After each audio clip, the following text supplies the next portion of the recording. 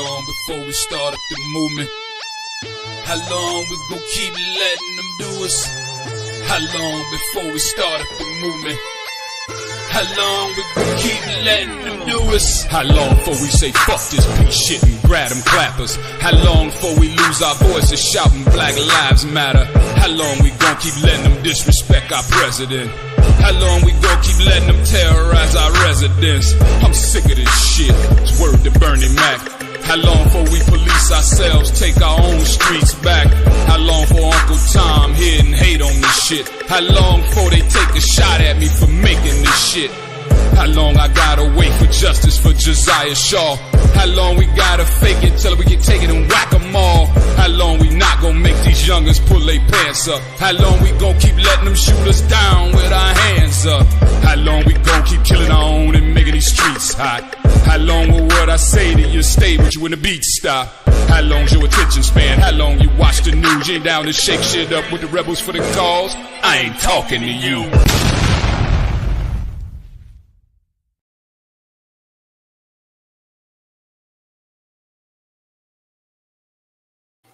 Yo, what's going on, everybody? How y'all doing? It's your boy, Mr. Provoked Thoughts, and we are in the building today.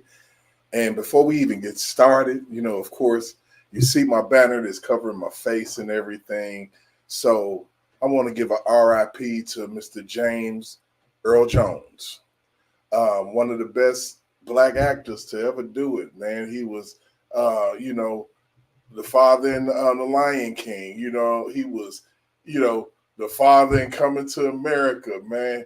He was the, boyfriend trying to be the father in Claudine back in the day with Diane Carroll, man. And the list goes on and on. The man was Darth Vader, and he's no longer with us no more. Died at 93 years old and lived a great, full, wonderful life. And, RIP to that guy, RIP to him for real, because he really was a standard bearer in the entertainment industry. And, we got to show love for those who did it big, man. So RIP to my man, and we're going to go ahead and give him some love right now before we even get started. Look at the stars. The great kings of the past look down on us from those stars. So whenever you feel alone, just remember that those kings will always be there to guide you. Well, some very, very sad news today, as it's been reported that James Earl Jones, the legendary voice behind arguably the greatest movie villain of all time, Darth Vader, has passed away at the age of 93. Of course, James Earl Jones is far more than Darth Vader, and there's not a whole lot that I can say about the man, which won't be said in other places by people more familiar with his entire work and even with him as a person. What I can talk about is what James Earl Jones made me feel. Growing up, part of the magic of Star Wars, I think the reason why we're all here is that sense of epic adventure, the feeling of fantasy. And James Earl Jones was the perfect voice for Darth Vader, alongside, of course, David Prowse, the man inside the suit, who we also lost a few years ago. It's kind of funny. He wasn't even credited in the original movie, but James Earl Jones and his voice are some of the most iconic sounds in a franchise filled with unforgettable sounds. He was like the perfect encapsulation of an authority figure. To me, and I know this sounds weird, he almost reminded me of like my dad. And that's part of the reason why, although Darth Vader did evil things, his voice was never one like Palpatine's, like a being of pure just evil. There was still something human in there, which I think was interesting given, after the first movie, people didn't even know whether Darth Vader was a man or a machine. Anyway, I was born in the early 90s, and things were a lot different back then. It wasn't like today where you could turn on Disney Plus or go on YouTube and watch whatever you wanted from Star Wars. You need to sit down and watch the entire VHS if you had them, which growing up, I actually didn't for the first few years of watching the movies. My dad borrowed them from his boss. So when you saw something Star Wars related outside of the movies,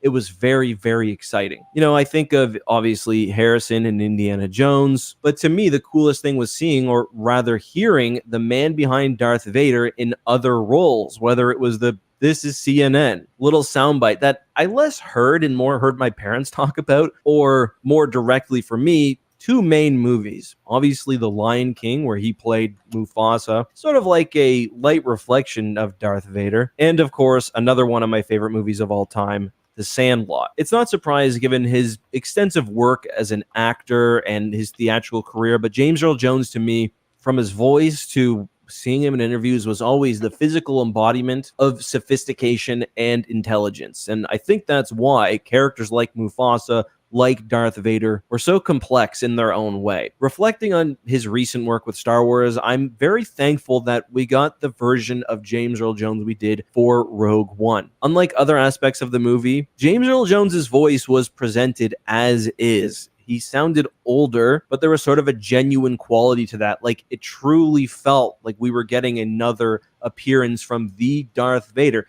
something I think is lost when Disney uses the re-speech software. It's just kind of a sad day. I mean, he was 93. He had a very long life, probably a very good life as well. But every time we lose one of these legendary actors, whether James Earl Jones, Carrie Fisher, Peter Mayhew, Kenny Baker, whoever, it just feels like we're losing a bit of what made that original film especially so special. But very happy to have the opportunity to give my thoughts on James Earl Jones. I hope you will do so down below. Of course, this video is not monetized. Definitely a man who brought a lot to a lot of people, but that's all I've got. Until next time, be safe, have a good one, and may the Force be with you. Look at R.I.P. James Earl Jones. You are an inspiration. You know, I really appreciate everything that you have done. And thank you so much for the 94 years. I had the pleasure of getting to watch you on programs and TV shows, The Odd Couple, all that craziness, you know, all those different things, man. So we do appreciate you for everything you have done. And so we are going to move on to our next topic. My brother Noobs, I don't think he really even know I was going live because, you know, I missed you guys on yesterday. I had, you know, things that I was doing this weekend. So, you know, of course, you know, that gets in the way, but he may pop in, you never know, you know, but until then you got me. So, you know, if you don't want me, I'm sorry. I'm what you got right now. I do apologize for that, you know, but I don't. I'm sorry, but not sorry. So, you know, one of the main things that I wanted to talk about is my man Tyrese. Of course, you know, those who have been supporters of R. Kelly and, you know, and have understood that, you know, it was an attack on not only a man, but a man's legacy, you know, to where when he passes on, he doesn't get the homage that a James Earl Jones just got. You know, it's, you know, the music industry and how they do their thing when it comes to Black artists. And trust me, you know, it happens in the movie industry. It happens in any industry that involves money. So, you know, you just have to really understand where, you know, the cookie lies when it comes down to it. So, you know, I was watching the Shade Room yesterday. I was, you know, when I got home or whatever, and, you know, Tyrese was on there. You know, he's been getting a lot of notoriety. He got a new album coming out. He got a new movie coming out. He got all type of stuff coming out, and he's kind of been coming out of a bit of a hole when it comes to, you know, his life, and he spoke on it. You know, you got to think about it. These cats in the industry are not making the money that people really think that they're making. They really believe that these people, when they got the diamonds on their wrists and, you know, they flossing and all that, it is real. For some of them, it may be if they're willing to do certain things, but for those who are trying to do the straight and narrow and, you know, live their life according to, you know, just trying to be as clean a person as possible, then you come into these type of pitfalls, you know, whatever little vice you got, you know, or whatever, it comes out into the forefront. So, of course, it got to a section where they were talking about different artists and him as an artist. They was talking about Usher. They was talking about Usher's, I guess, Soul Train performance where he had a bunch of women doing his songs, and then they was asking Tyrese, well, if they had called you to do an Usher song, would you have done it? He was like, nah, you know, I don't sing like that, yada, yada, bada bang. So then they get into the meat and potatoes and the juicy part of this, where they end up asking him about who he thinks the king of R&B is. So we're going to go ahead and get into that real quick so that you all can react. Into places and octaves that mine don't. I literally cannot sing those songs. Okay, in your opinion, as an R&B legend yourself, Yes, ma'am. who do you think is the king of R&B? R. Kelly. R. Kelly. Why?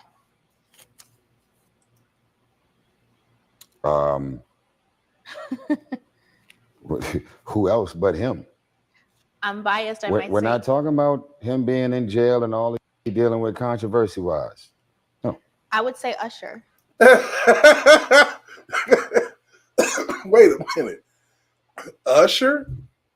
So I want to let y'all know that this man is about to break this whole situation down like a grape Swisher Sweet. It's not going to be pretty, for what she's talking about. It's just, the people who just have their foolish biases and the things that they want to talk about as far as who they think the king of R&B is not knowing who R. Kelly really is. Now, if you can look at this young lady, she's probably in her mid-20s or whatever, and she does not know what's going on. King of R&B is Usher. You got to be kidding me. Let's move on. Usher is not the king of R&B. No doubt. Okay. I love Usher. Yeah. He's not the king of R&B. Okay. In your opinion, R. Kelly.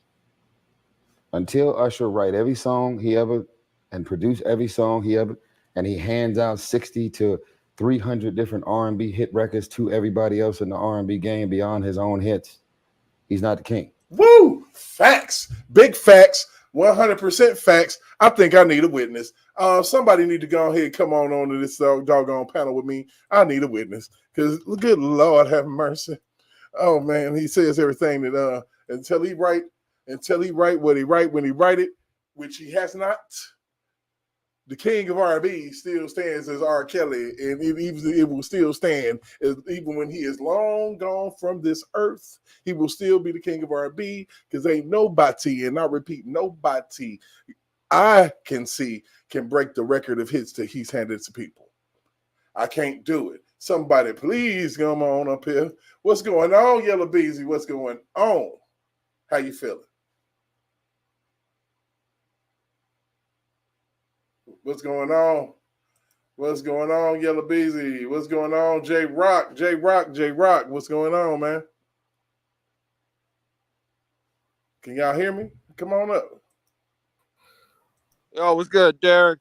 Yeah, come on up, man. What you doing? I thought I had my unmuted, but for some reason I didn't.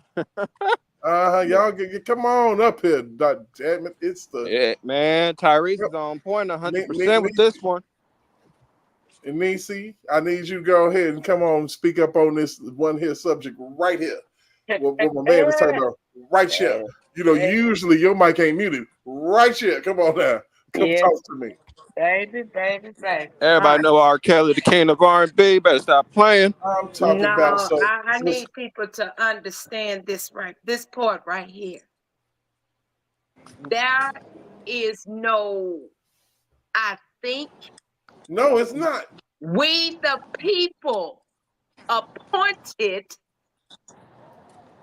made the selection. It wasn't no one person. We, the people, appointed Robert Sylvester Kelly, R. Kelly, the king of R&B. So you don't get the opportunity to come and say, I think. And you can't take it away. You can't take it away. It is exactly what it is. Keep on going, Tyrese. You're talking good, buddy. You're talking good. Okay. I'm sorry. Chris Brown is not the king of R&B to me. Baby. They are kings. Right. Like Chris Brown and Usher are 50 times bigger than me. Mm-hmm. I'm not a king of no type of R&B. I'm a beast at what I do. But they have outsold me. They got way more status and Grammys and arenas. That just goes to the humble nature of a man. Huh? Yeah.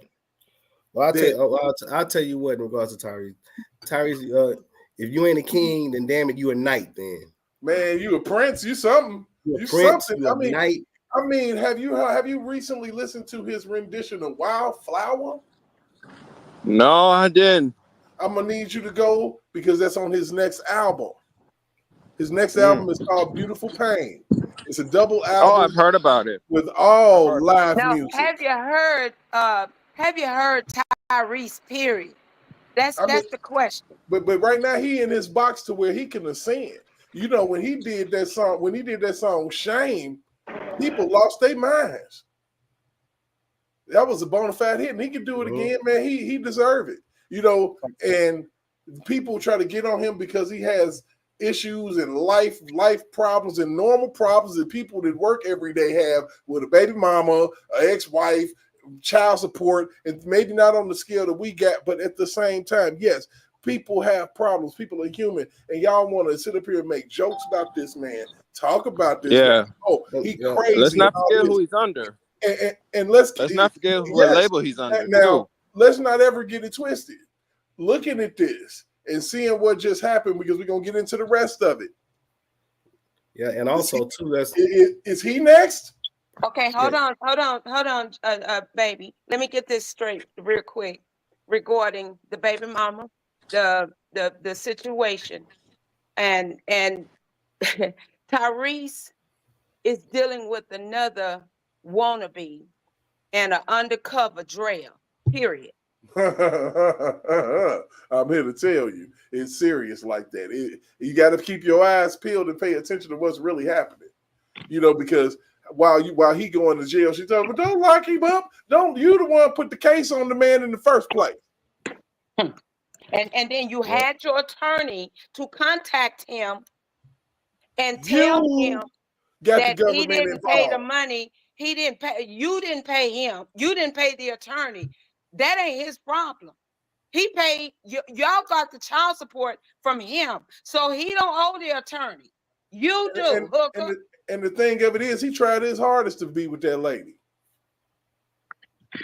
Seriously. No, don't do. No, you don't get the opportunity. He was a begging mess. Who you think that song "Shame" was about? Baby, don't do that. Don't do that. Let's not do that. Man, let's get with it. Let's go, Tyrese. Let's finish. And the level of arena shows that they do is beyond the scope of anything I've ever done. And I actually, quite frankly, don't even desire that level. Because when you get around it, you're like, man, that's incredible.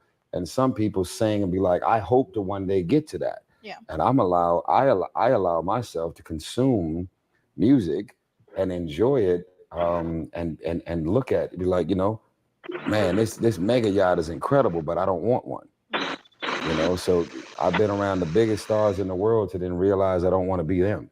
So I'm just very comfortable in my own skin. Yeah. I'm very comfortable with my story and my thing. You're comfortable with who God made you, baby. But if you ask me who the king of R&B is, hands down, no doubt.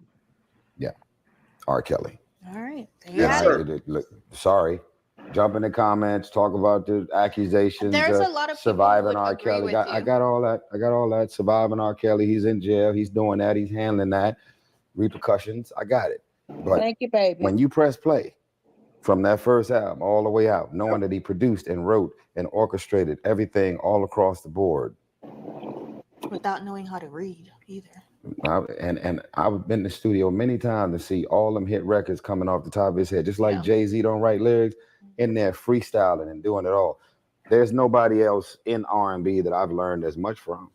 Everything else for me has been throwbacks to all the other legends that I've mentioned. But if today he called you and say, Tyrese, let's hop on a track together, would you do it, or would you not, considering like all the optics? Would I do a song with R. Kelly? I got plenty of songs with R. Kelly. Right, but today?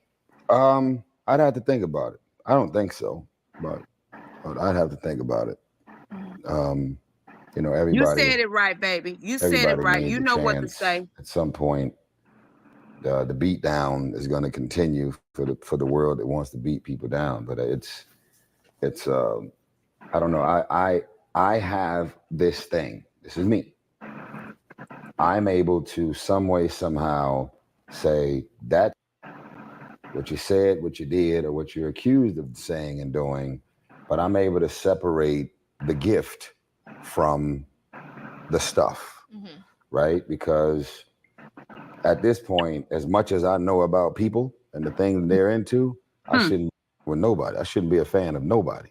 Everybody, whether you know it or not, everybody's out here on some goofy random, and you just gotta sit back and go, ooh.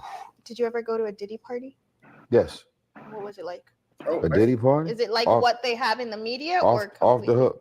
Off the hook. And whenever they went into the quote unquote alleged other section, I was never there. That's like, I think in general, getting away from Diddy and God bless him and whatever else he's dealing with. I don't beat people while they're down. That's just not who I am character-wise. I think the world is doing a great job of everybody up when they feel a way about either what you did or what you're being accused of doing. I've been beat down about things myself, don't feel good, so I don't like to become something that I don't like when it happens to me. So, boy, woo! You said a mouthful, baby. Whoo! Tyrese said a whole lot. Without saying a whole lot. You know how many people I talk to now that say more so than R. Kelly need to be locked up or anything like that. It's like, man, he's still locked up. That it's about time they let him out. Because they ain't hearing no new music. I know, right? But it's crazy because they like, for real?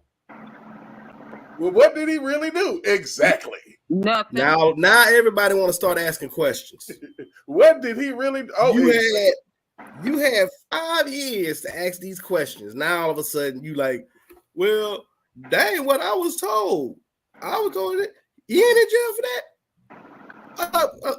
I thought he had a situation with some other ain't no underage girl. But what he in jail for then? Man, for the hell of it, okay?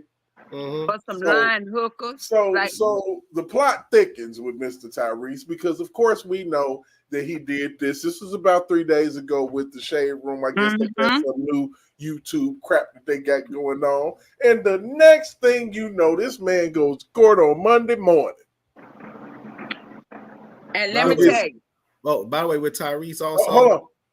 Hold on, let me finish. He gets early in the morning and gets locked up for non-payment of child support, $73K. Now, I'm almost certain that $73K is per month with the way these heifers roll in the industry. I don't know what happened, but I think it's ridiculous. The $73K is not, he's not behind in child support. What he said he was not going to do was pay her attorney. He said, I'm not paying her attorney. That's her responsibility. And it is. If you're getting... So in other words, he's in jail more so... his stuff and found out that he had the movie coming out. He had the new album. He had all of this stuff coming. So Tyrese said, that has nothing to do with you. You're getting paid what you're supposed to get. What you're looking for, I'm not paying your attorney. So you got a greedy attorney calling, literally bypassing my attorney, calling me. Why? Man, I'm here to tell it. So what you're saying is pretty much he's not in jail for the child support. He's really in jail for not paying the attorney fees that she wants to pay. He's in jail for not giving the doggone lawyer the child support check. He's in jail. Y'all hear me clearly. I want the whole freaking world to hear me. He's in jail because of this freaking interview. Y'all better pay attention right to on. Why you think I played it? Why you think I played it? Oh yeah, I already know what it was about because when he goes to jail, and then gets locked up. You what you mean? I ain't nobody stupid. We giving you all of this shit, and you want to go up here and speak up for R. Kelly? Okay. And y'all don't see the connection to the connection. Let me go on and speak my piece and say it now, so y'all go ahead and get y'all's out the way. Okay, you lock my brother up. You lock one brother up, and that the one that had him locked up. You said Kamala Harris was your mentor. That's what you said. This one over here in Fulton County said, Kamala Harris is my mentor. Okay, we get all of that. So you over there in Fulton County, you saying, hey, I can do what the hell I want to do when I want to do it and how I want to do it. And how I comes to my daughter's rescue with my man. That I told the court in real life, like y'all ain't kicking it. Y'all ain't even supposed to be like friends like that, because you said that the only thing a woman could do for him was make a dang on sandwich. Huh? Why you want to hang around with a cat like that? Huh? Yep. And also, but he coming in playing daddy role. What's going on? Nothing is done about it. And also let's keep in mind also that Tyrese recently had some strong critiques on Kamala Harris and her VP choice. Absolutely. You know, and I do, you know, in a way, I do get tired of celebrities commenting on stuff, but celebrities are people too. And they have a right to talk, just like I have the right to talk, because it's called freedom of speech. And it don't matter what station in life that you in, you should be able to talk about it if you see it. So, man talked about it when he saw it, and then messes around and gets in trouble. And he did something a few hours ago that we're going to get into real quick. Yeah,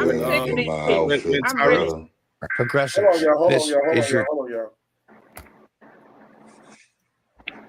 I'm gonna go ahead and get my outfit together. I think I'm gonna go eat me some Red Lobster. I ain't never been arrested. Never went to jail in my life. Never. Why? Because I don't do anything illegal. I want to send this message out to all of the fathers. This is not man versus woman. Make sure I say that. Take all that shit off the table. What I love right now is that from all of the interviews that I've been doing, all of the women who are probably always going to see things through the lens of a woman, feminist, women's group, you know, it's like, I don't care if the woman is wrong. I don't care what she doing, what she asking for, what she trying to get in alimony, trying to crack the prenup, trying to get this for child support. I don't give a fuck how wrong she is. Most women are always going to see things through the lens of women. So I feel like we're in a real place right now where I could not be more proud of the women that have been vocal and outspoken about all of this goofy shit that my ex is doing and still doing. As a matter of fact, both of my ex, I know y'all are quick to say, playing victim, gaslighting, manipulation, narcissist. They gonna put all kind of shit on you to make sure that whatever they decide to believe about you is what they want to believe, because what? I was born a man. I got it. No one's after me. There's no Crips and Bloods after me. There's nobody in corporate America after me. There's nobody at none of these movie studios after me. There's none of these record labels after me. I got baby mama drama. You get in a relationship with an entertainer who happens to be a public figure, or somebody who's a real estate tycoon, or somebody in the tech space, or somebody who has an actual profitable business. Now, this is what's crazy. Since I've been so public about all the shit that I've been dealing with, you would not, I have lost count of how many women who have walked up to me who are the high net worth individuals, the ones with all the money and the success, talking about how their ex-husband is getting alimony and how the husband is getting child support payments and the husband is getting all that he's doing, freeloading. The husband got the house. Doesn't really happen that often, but when you were born a man, you go into a courtroom and you understand clearly that there is a preset menu that says you were born a man, fuck you. That's what the preset menu says. Now, y'all, I've been laughing, smiling, having fun, doing my interviews, my vibrations and my energy has been up. And I've been over here silently and quietly in a certain capacity fighting these attacks. Why does Samantha's lawyers just request all of my bank statements? Why are they sending screenshots of my IMDb page, which stands for Internet Movie Database? Ain't that about a bitch? They all on this man. They are all over him, man. Look, pray for Tyrese, man. That's crazy. They're looking up all the movies that I just did and asking for money and what's in this account and how much money did you make for Voltron Travel and how many albums have you sold and this and that. Like, leave me the fuck alone, man. I did a prenuptial agreement for a reason. The prenuptial agreement spells out everything that she get and was supposed to get. Why are we now 4 years and 3 law firms into this woman still coming after me? And why have they, the lawyers representing her, knowing that she's with a celebrity, a public figure, a high net worth individual, why have they confirmed on record that they've only got $5,000 from her and they've been representing her for 4 years? Why is this so? I'll tell you why. Because lawyers, not all, but certain lawyers out here will look at a celebrity and a high net worth individual as a pot of gold. Boom. All day long. Man, I'm talking about this dude is on some facts. Wow. This man been preaching since he was on the show that I just showed you. Jesus Christ. Come on, Tyrese. And they will milk the shit out of you. And she's sitting over there letting them do it. Yes. You know how many people have went through a divorce and never went to court? You know how many people got issues with their baby mama, baby daddy, and never went to court? And they're just being amicable and respectful. You cheated, you lied, you hurt me, you this, you that, you moved on, you got remarried again, you this, you that. But I'm not about to take you to court. I'm not doing that to the father of my child. I'm not this and I'm not that. The moment that you put a little celebrity sizzle on that thing, the moment that net worth is a little different. The love of money. All kind of intentions come out. Boy, why this dude doing this, man? He is really preaching right now. Big Vi, my dude, boy, I ain't heard from you in a minute, boy. Say something. What's going on? Y'all see, I'm on a job, man. I'm on a job, bro. I see you, man. I already know. I seen you sent it to me, then Nisimo sent it to me, and I seen the title. I'm like, what the hell? Yeah, I'm telling you, dog. I'm like, this dude smoke on the shade room, nigga. Next thing you know, Monday morning, clink, clink. Damn. For real? Really? I'm like, oh shit. Man, you bullshit, man. No, all behind. Speaking up for R. Kelly. He said Usher is not the king of R&B. Chris Brown tell you write song your whole album, all your albums, until you write for 300 people and give them all hits. Nope, not happening. And he broke it down, and it was logical, and you couldn't really speak against it. But boy, get to that courtroom. Say shit, that's crazy, bro. Damn, so boy, that's crazy. That's crazy. I'm like, you know, but Fanny can come to a goddamn arrest scene, pick up a car with old Wade, Cash Money G, pick up a car with her dude, and nothing has happened yet. I need somebody to make this make sense to me. Boy, it just can't. Look, man, come on. But Tyrese is 5 minutes in, and I need all of this because he giving it up, man. This man is preaching actually kind of dangerously. This is dangerous what he's doing right here. No, he's not dangerous. He's covered by the blood, and that's thank God for Jesus. Well, absolutely, but it's dangerous speaking these times, and you know it just like I do. Let me make sure I say this. Because it's like, take care of them kids. Motherfucker, I've never not taken care of my kids.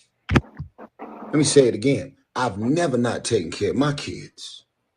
As a matter of fact, as much as I travel, as much as I got going on, as much as I'm moving, I'm going to tell y'all the biggest blessing ever. Thank you, Jesus. Speak, baby. My 17-year-old Shayla has never called me Tyrese. My 5-year-old has never called me Tyrese. You know who I am in this house? Daddy. Dad. And when they refer to me when they not with me, I say, that's my father. I am dad. And you know why I'm dad? Not because of what I bought them, not because of the clothes, because of the square footage of the house, not because of the cars in the driveway, and definitely not because of this fake jewelry I wear. I'm a father.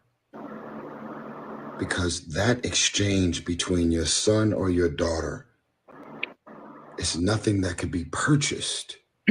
It's something that they feel about you as a father because you have a presence in their life. Yes. All this shit about money, arguing back and forth, that's for me and my ex to deal with. That ain't for them. But when it comes to my kids, my babies, they've never wanted for anything. But I can't stop their mothers from coming after me for more. My mama, rest in peace. My mama didn't raise no fool. And my mama didn't raise anybody that would just lay down and take whatever somebody wants to dump on me. Now, it's funny how I get along with everybody. You don't see me doing no interview. Even when it came to little random ass shit I was dealing with in the past with Tank and Genuine. Man, come on, man. That's like laughable. We do have some concerts coming up, by the way. With BBD, Silk, and Tevin Campbell. So y'all make sure y'all get y'all tickets to support real R&B. I have to go ahead and do That's that, if bro. they don't lock me up in the morning. I know I'm different. I know I'm doing what most people don't do. I can't even say I'm in fear right now. If he's going to arrest me, I'm just going to say, fuck it, man, get it over with. But the details are very simple. I had one of the most detailed and specific prenuptial agreements in place. And I can talk about this publicly because it's already been addressed publicly. Literally one of the first paragraphs in my prenup. And these are some legal words. It's called contested versus non-contested. And let me break this down for the folks that don't know.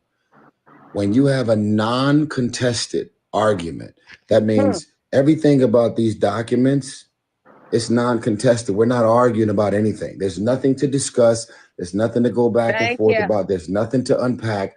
Everything that's been mapped out in this prenuptial agreement has been spelled out and laid out. She had an attorney to represent her for the prenup, and I had one as well. That's a non-contested prenuptial agreement. They have contested. They have said that there are certain things in the prenup that they don't feel the same way about, and they want to change it. But and so now they're saying it's a non-contested prenup, and yet there's at least 15 different examples of them contesting the validity of the prenup. No, that's bullshit. And one of the first terms of the prenup says that if you want to argue about anything that has to do with the four corners of these documents that she signed and I signed, you're 100% responsible for your own legal fees. Legal fees. That's what the prenup says. You know, they trying to get me for over $1 million right now for legal fees. You know, she's hired 3 law firms. Baby, God got you. If you want to argue about the prenup, pay for your own lawyers. And when you lose, you got to pay for all my lawyers. I got one lawyer that's been representing me from the whole time. Incredible, by the way. Tanya Mitchell Graham. In-fucking-credible. If you want to argue about the prenup, that's fine. You're legally able to do so. But when you do so, that paragraph right there says you are responsible for 100% of your own legal fees, which means she's now got 3 law firms. Wow. 3 That's law when firms. you know you doing wrong. Wow. She's really got 4. Because all of the legal fees that I've been paying Tanya Mitchell Graham for the last 4 years is all going to Samantha. That's the prenup that we both signed. But I've been in my good bag, man.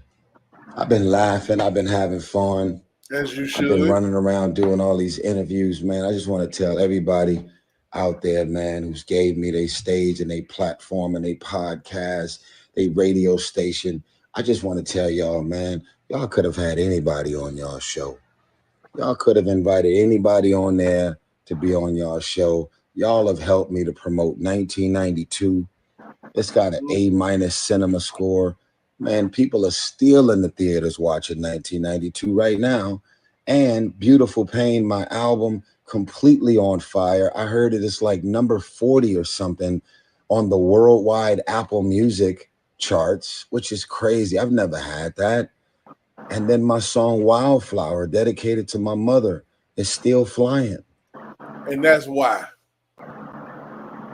See how dirty the game is? Mm-hmm. And that's why.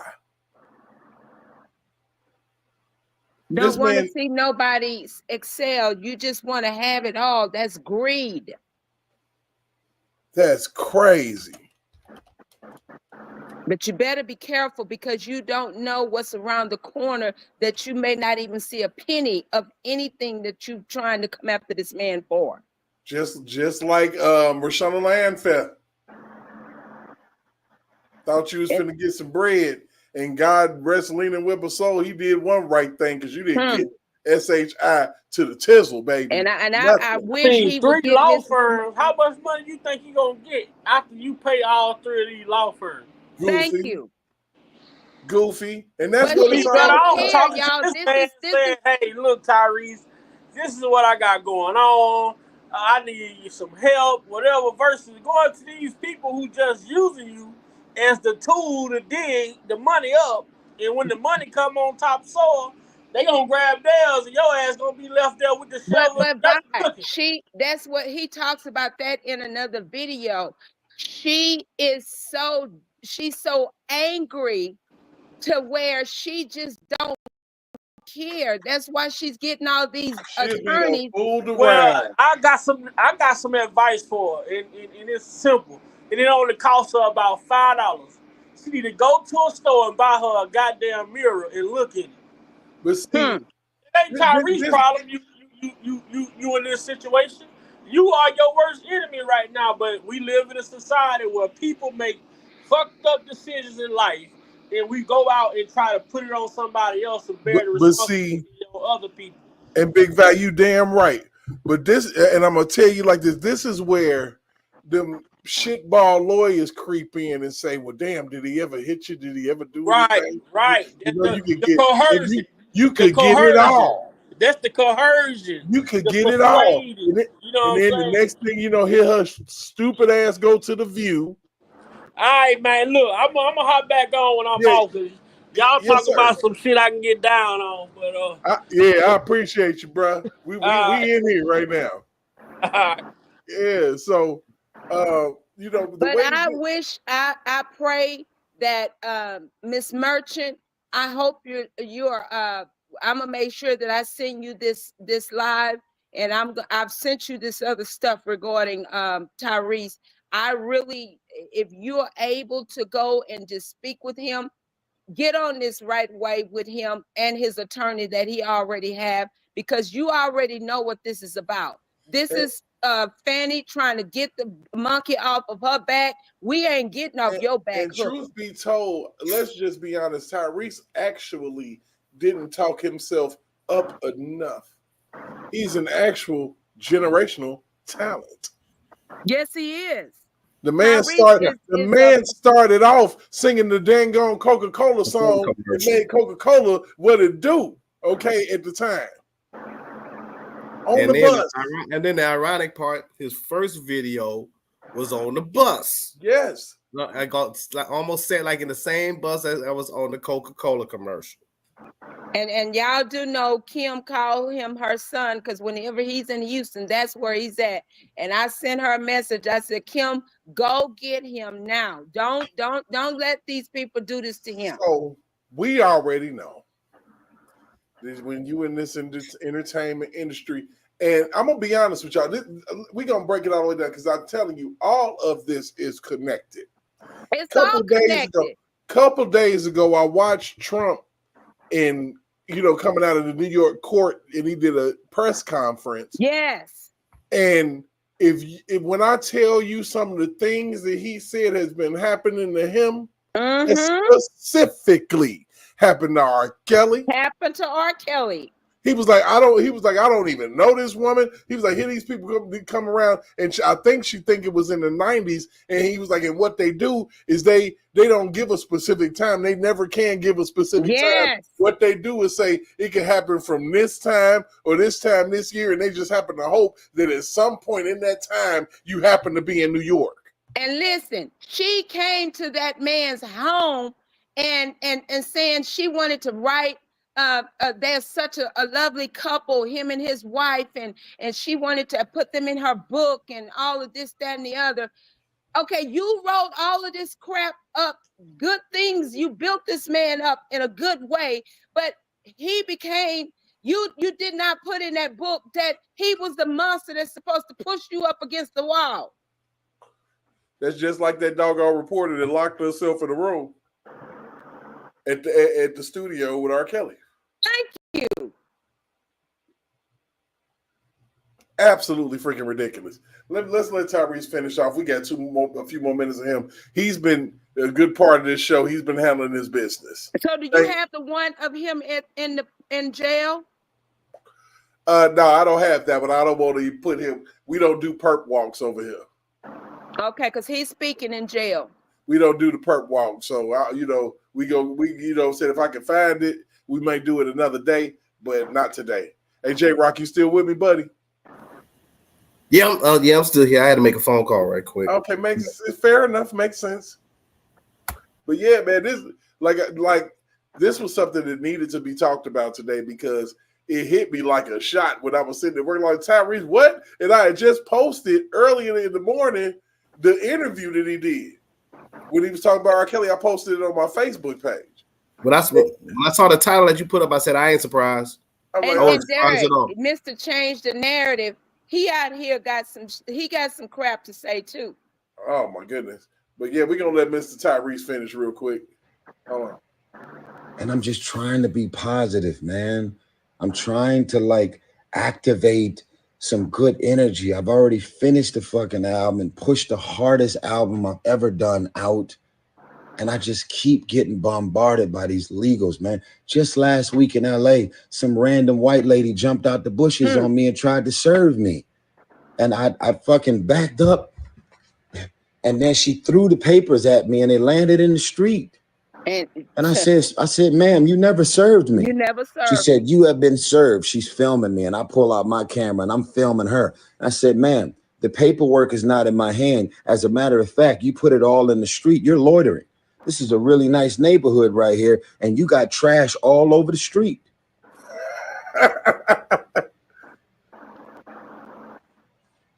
Can I get back to my joy, my happiness, and my magic? Can these baby mamas leave me the fuck alone, man? Can they just stop hiring lawyers that's willing to work for them for pro bono because they got a pot of gold waiting on them at the end of the fucking rainbow?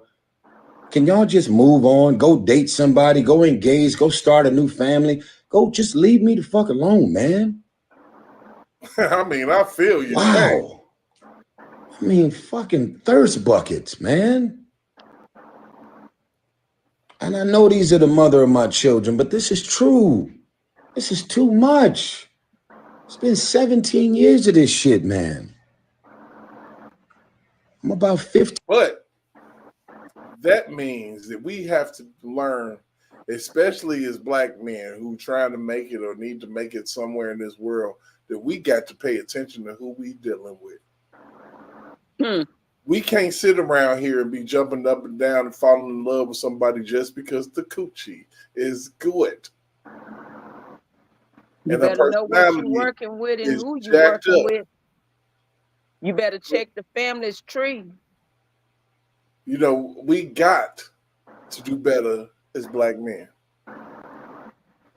Well, I can't sit here and say Derek black we men. Do, we do. But I'm saying men, period. Men, period.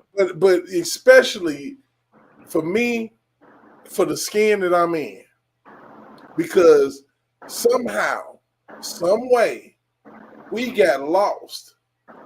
And, you know, and I promise you, we get pointed in these directions, and we really getting set up out here when it comes down to, you know, just falling in love with the thought.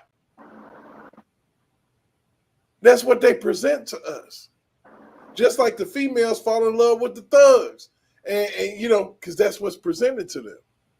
That's what's hot. Not the guy. But in this era, in this time, she can fall in love with the thug. She can fall in love with the younger man. But it ain't shit gonna happen to her. It's not her who they want. It's the men, period. And this is when you got to know it's a spiritual warfare. It absolutely is. I mean, but us as men, I'm gonna tell you like this. When you look at the whole abortion issue, here is my stance on the abortion issue. And it's going to be a little long, so please don't interrupt me. The way that I see it is, I don't have a problem with somebody if you got molested, if your abortion is ectopic and you needed to, you know, to survive, because if the baby grows in your fallopian tube, you're going to die. If, you know, the baby going to come out as, you know, maybe with a hand on his forehead or something like that. If, you know, it's incest with a relative, things like that. Health of the mother, if you can't carry a child to term, these things actually make good sense. One thing that I do not care about is your drunken night of passion. Okay?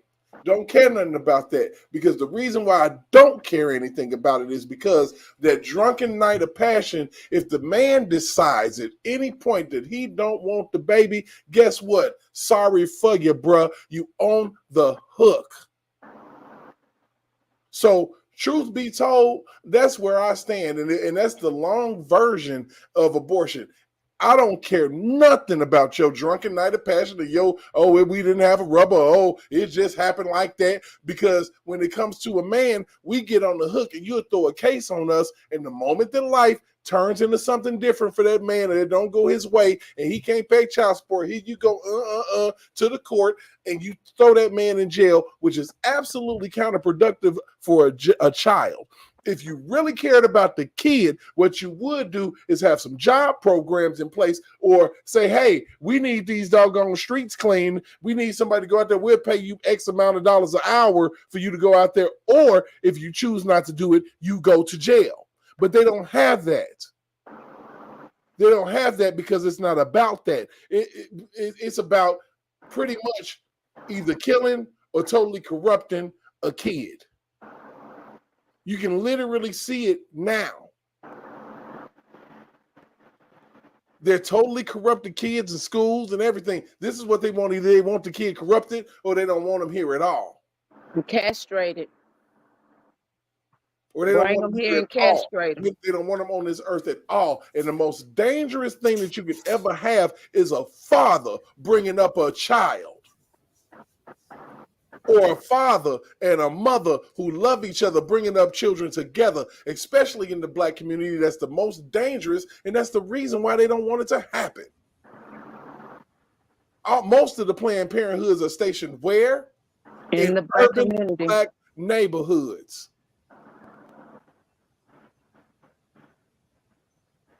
So when Kamala Harris says that she's doing something for Black people, oh yeah, she is, huh? Ain't she? It's crazy to me. And then you take a man like this, a good man, a humble man, you see his career starting to turn and his life, just like when every single time R. Kelly came up with an album, an allegation wasn't too far behind. We have to learn to see these plays as being run. I watch football, and I know when somebody is running a cover two, when they faking and feigning somebody to rush and they're gonna pull them back. You need to pay attention to what people are doing because it's playbook. This is playbook stuff, and I'm praying for this man that he don't have to go through too many storms because the next thing you know, some goofball female will come out the woodwork and say, he touched me. He did this to me. And all it takes is one. Y'all know that. See, the crazy part about that, where I stand with it, because we've been following Rob's case for too long for people to even think of coming out with some nonsense like this. And this is where I was praying that one of you guys went live because, okay, when the crap first came out with Rob, y'all knew they threw everything at the book at this man. When they came out with the John Doe, they had him as though him and Rob was messing around and this, that, and the other. So y'all gonna either put him with a man or put him with a woman. Which is it? Mm-hmm. Which one you gonna do? Which road you gonna choose? But you're not gonna have it both ways, and that's what I see with the Roe v. Wade. You wanting to have it both ways.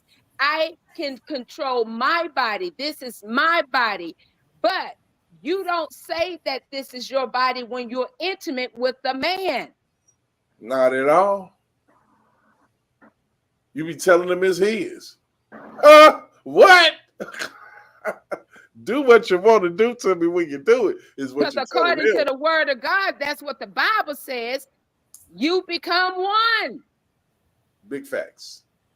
Let's let Tyrese finish. We got about 54 more seconds, I think. I don't know. $18 million at this point into having a relationship with my daughters. And I'm not going to cry. I'm just explaining to y'all, man, that this shit is exhausting.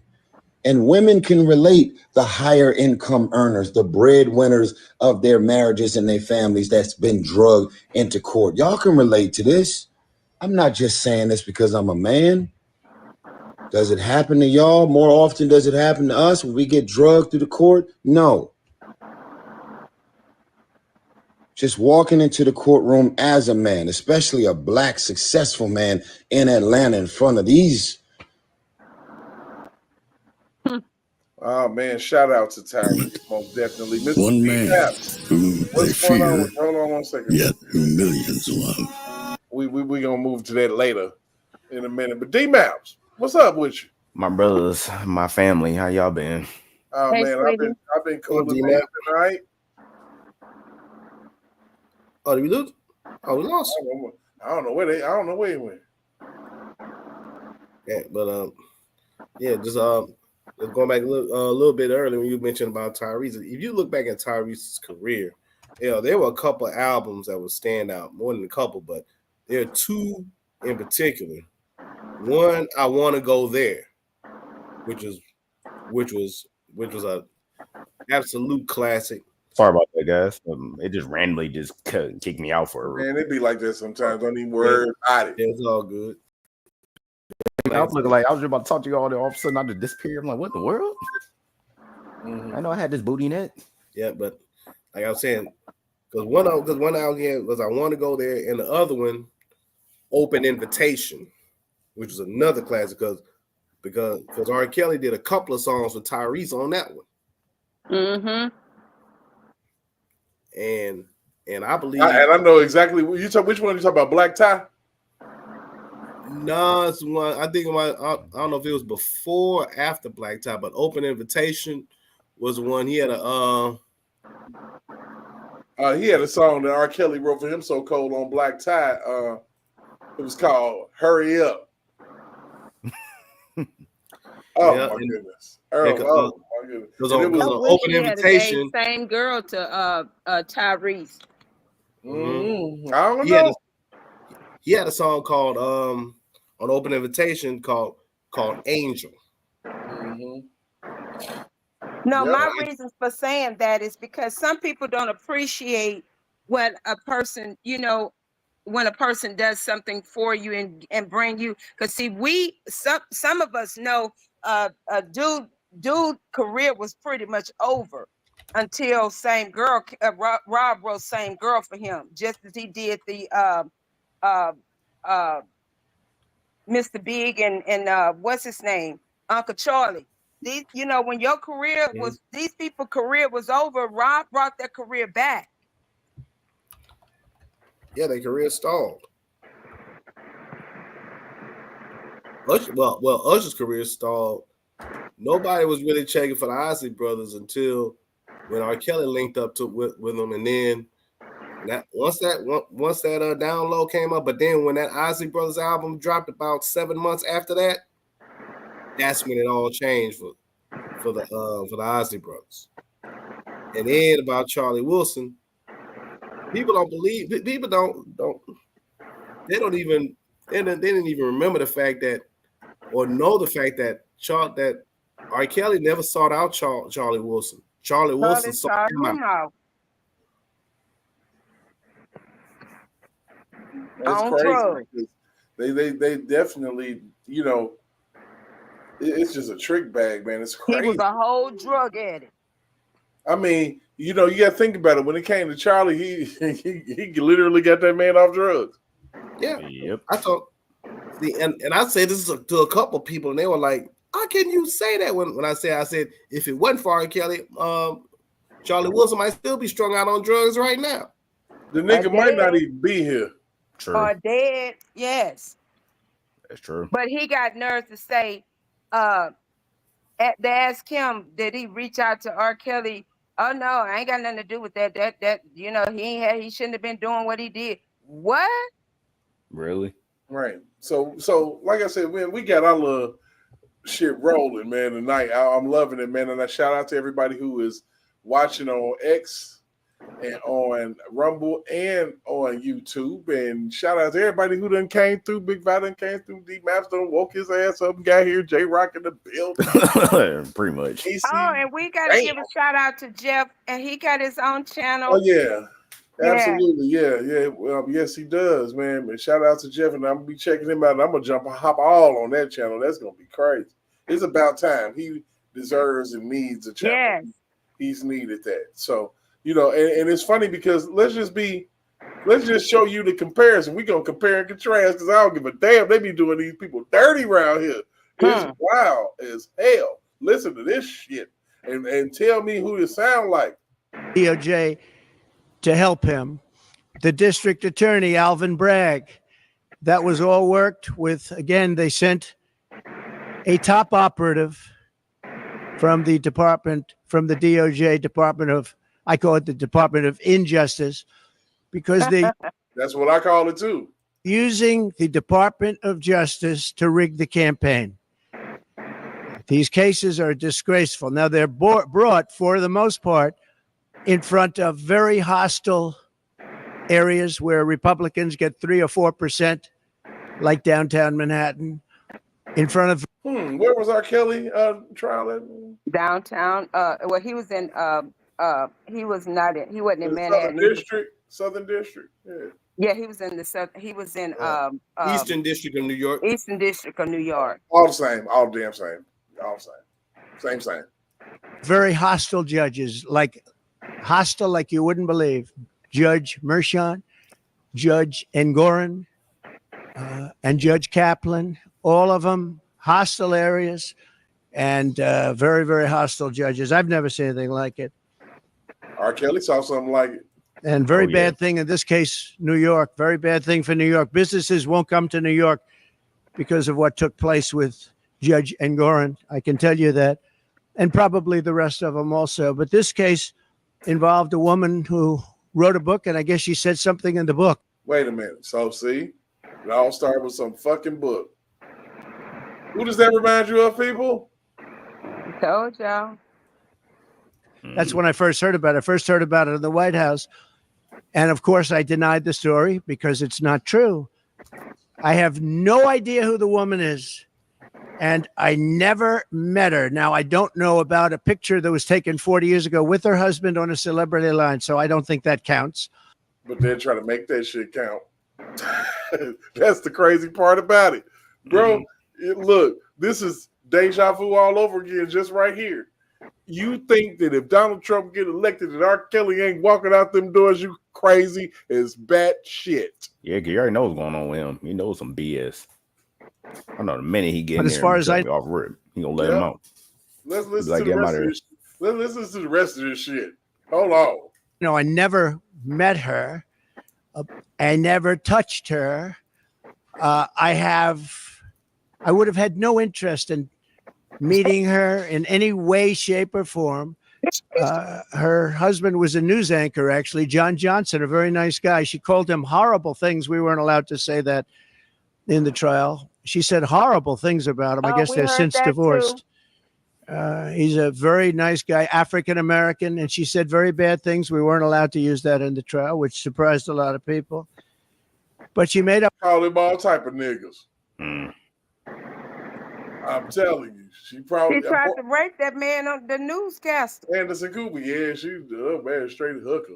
Ugh. A story. It's fabricated 100% that I attacked her at Bergdorf Goodman. You know, it's very interesting. I don't think they were allowed to use this either. Her favorite show is Law and Order. And there's a almost exact story as her story in Law and Order about being attacked in the dressing room of a department. They be taking other stories, remixing them bitches, and turning them into charges. Same thing they did, y'all. Our show had Sylvia to play. They cut that channel. Now you're listening to it from the former and soon to be new president, heavyweight president of the United States. Yep. Donald Trump, especially after the mall. After the mall. Ooh, y'all coming? What, debate tomorrow? We watching that tomorrow. Baby. We watching that tomorrow. I got my popcorn and everything. Hey, of course, I would have to work tomorrow. Figures.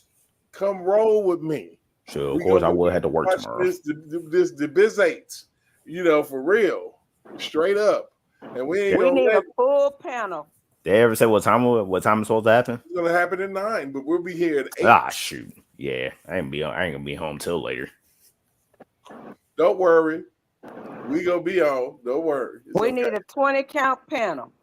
It's 20. Wait, can StreamYard handle 20? It can handle 10. On mine right now, you know.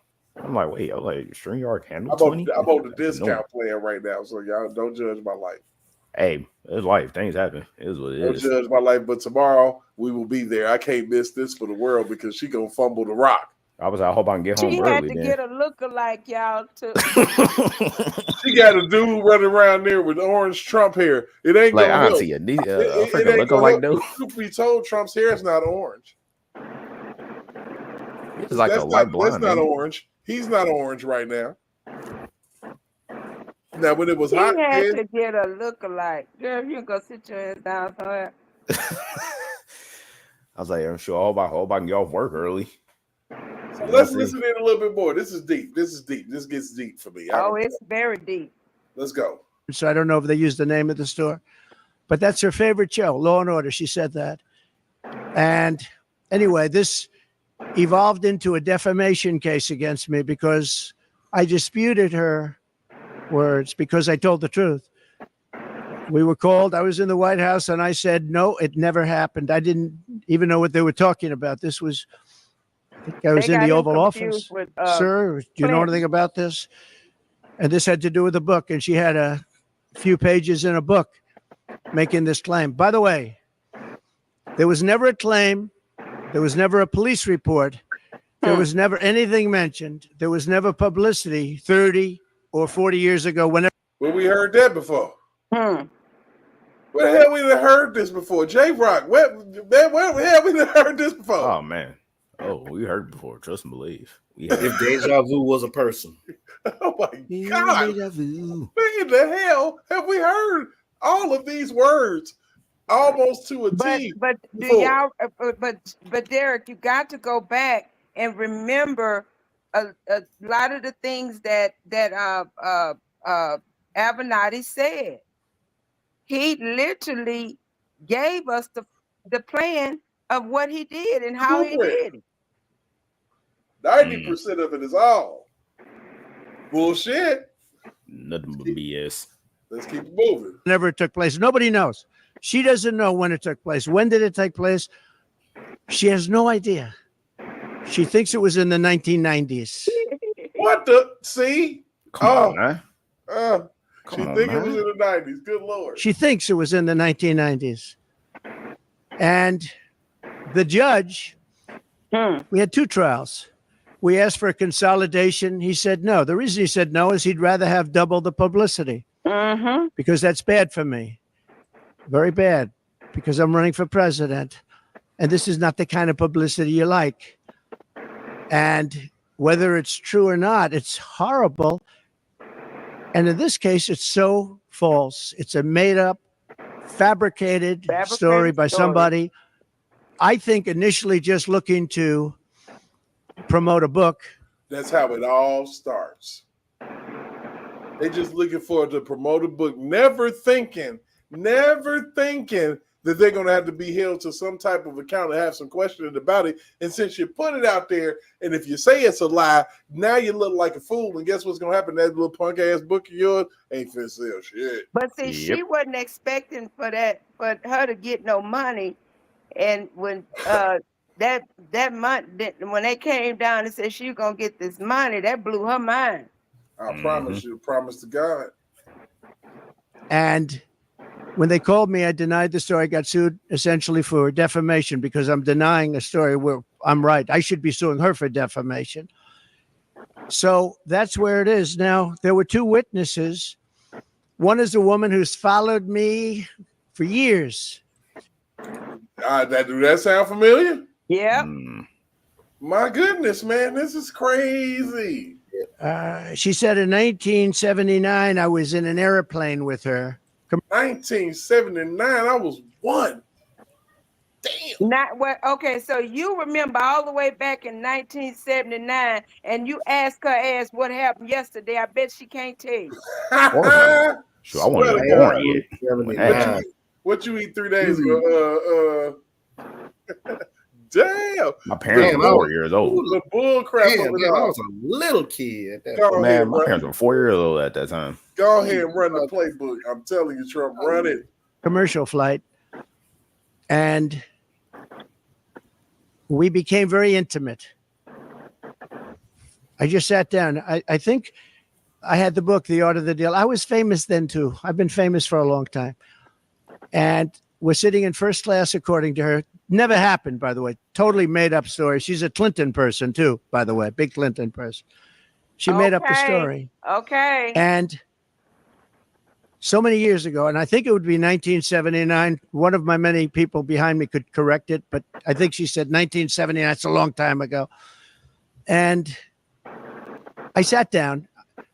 I believe I had some pretty big success then, and I was being talked about a lot.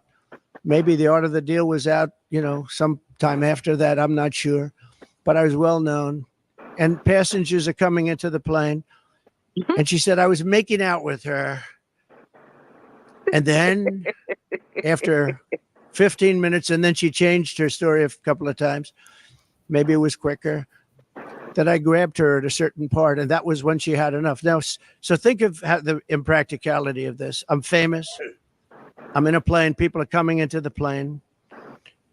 And I'm looking at a woman, and I grab her, and I start kissing. Slobbing it down. Get all of it. Come on now. That don't sound retarded. I don't know what does. Then he got her all wide open and everything else. Give me all of that. I promise you, that's crazy. And then and you ain't screamed, you ain't hollered, you ain't did nothing. Boy, for real, that's insane. You'll be yelling and getting assaulted. Yeah, man, this dude is, man, I'm telling you, R. Kelly is about that jam, fam. I'm telling you, it's crazy. Out with her. What are the chances of that happening? What are the chances? And frankly, I know you're going to say it's a terrible thing to say, but it couldn't have happened. It didn't happen.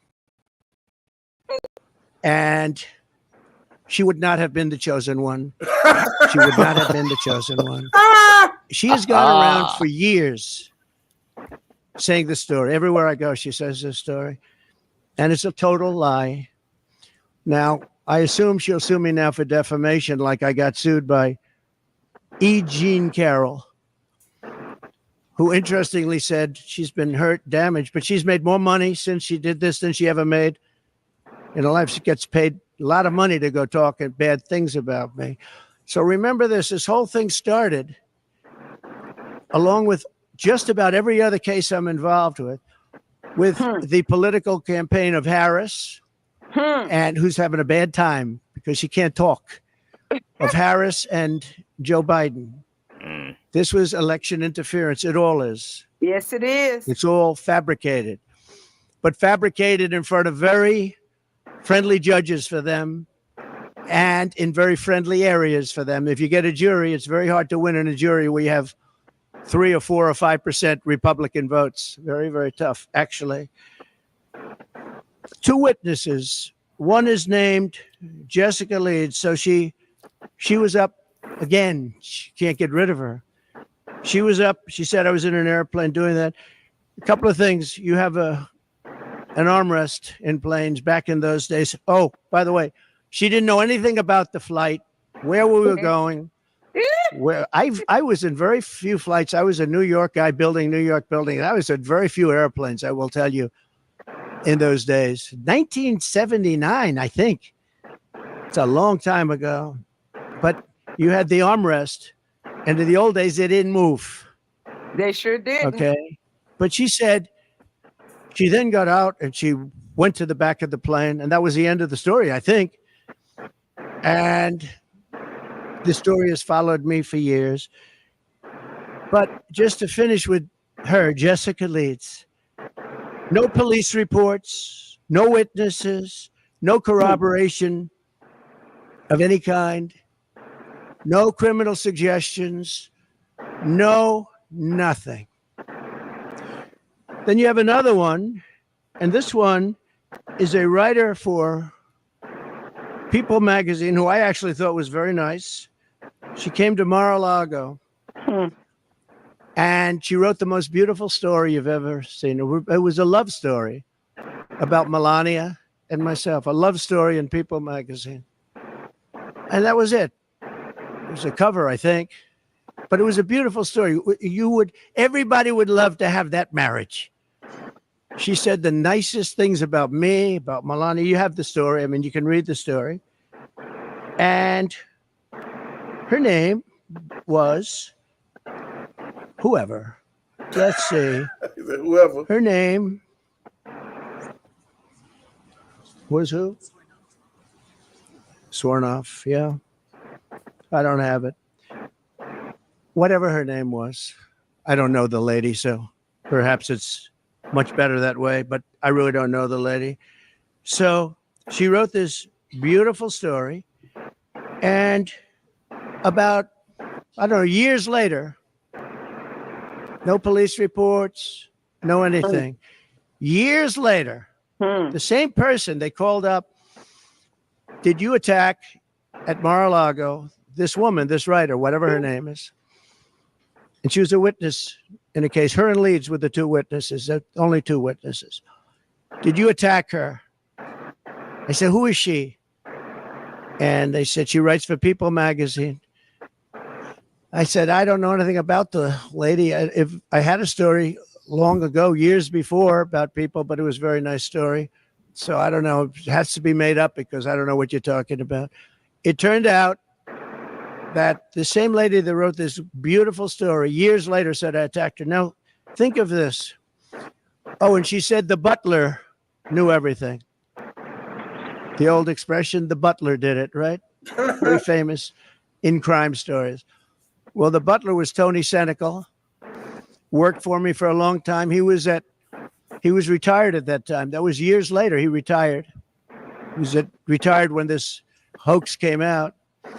And what happened is he totally confirmed my story, and he didn't even work for me anymore. He passed away a couple of years ago, a good man. He said, the woman was crazy.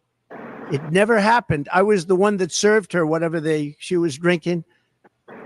And I was there. And nothing ever happened. But you don't need the butler. All you have to do is read the story. Think of this. A woman comes into Mar-a-Lago, interviews me about a love story about my wife and myself. And during that interview, I attacked her and pushed her up against the wall violently.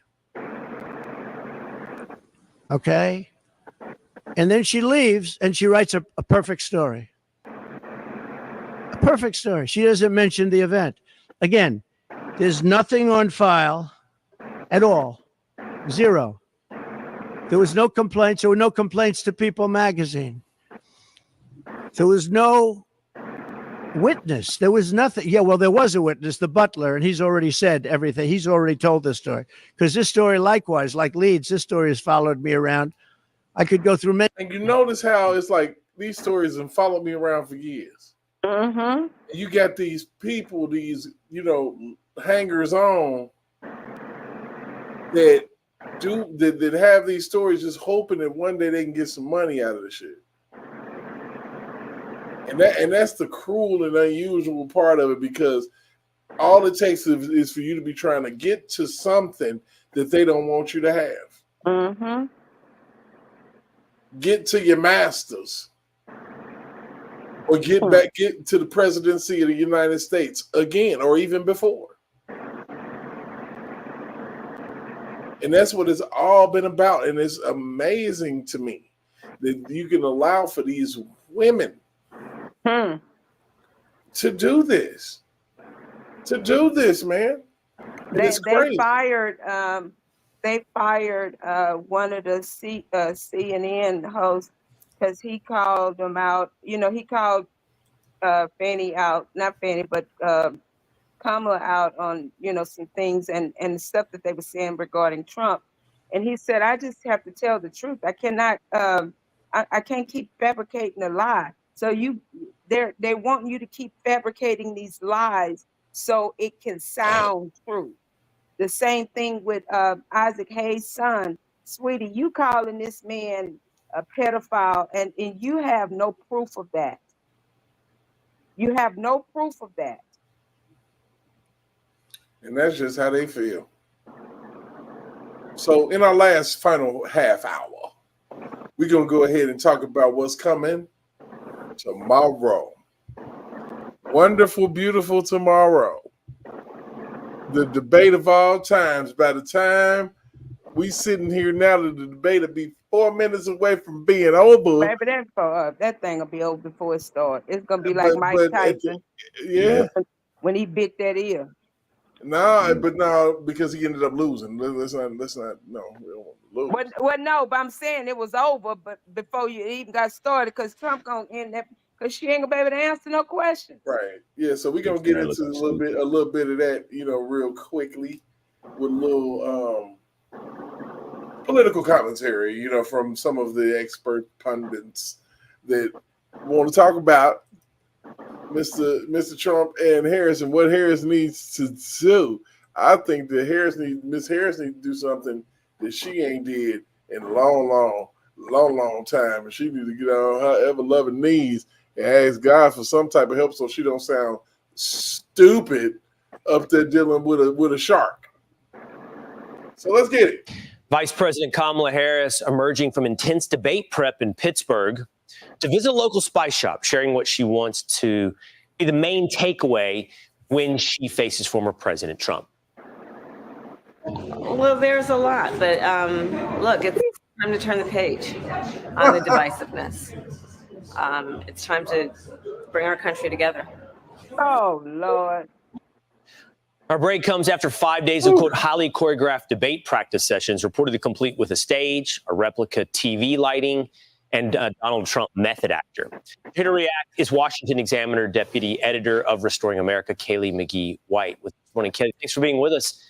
Kamala Harris and Donald Trump, we were just talking about here in the show, the different challenges they have. Hers will be living up to some expectations when it comes to substance. His will be about style and how he approaches a female presidential candidate. How do you see the prep for both candidates?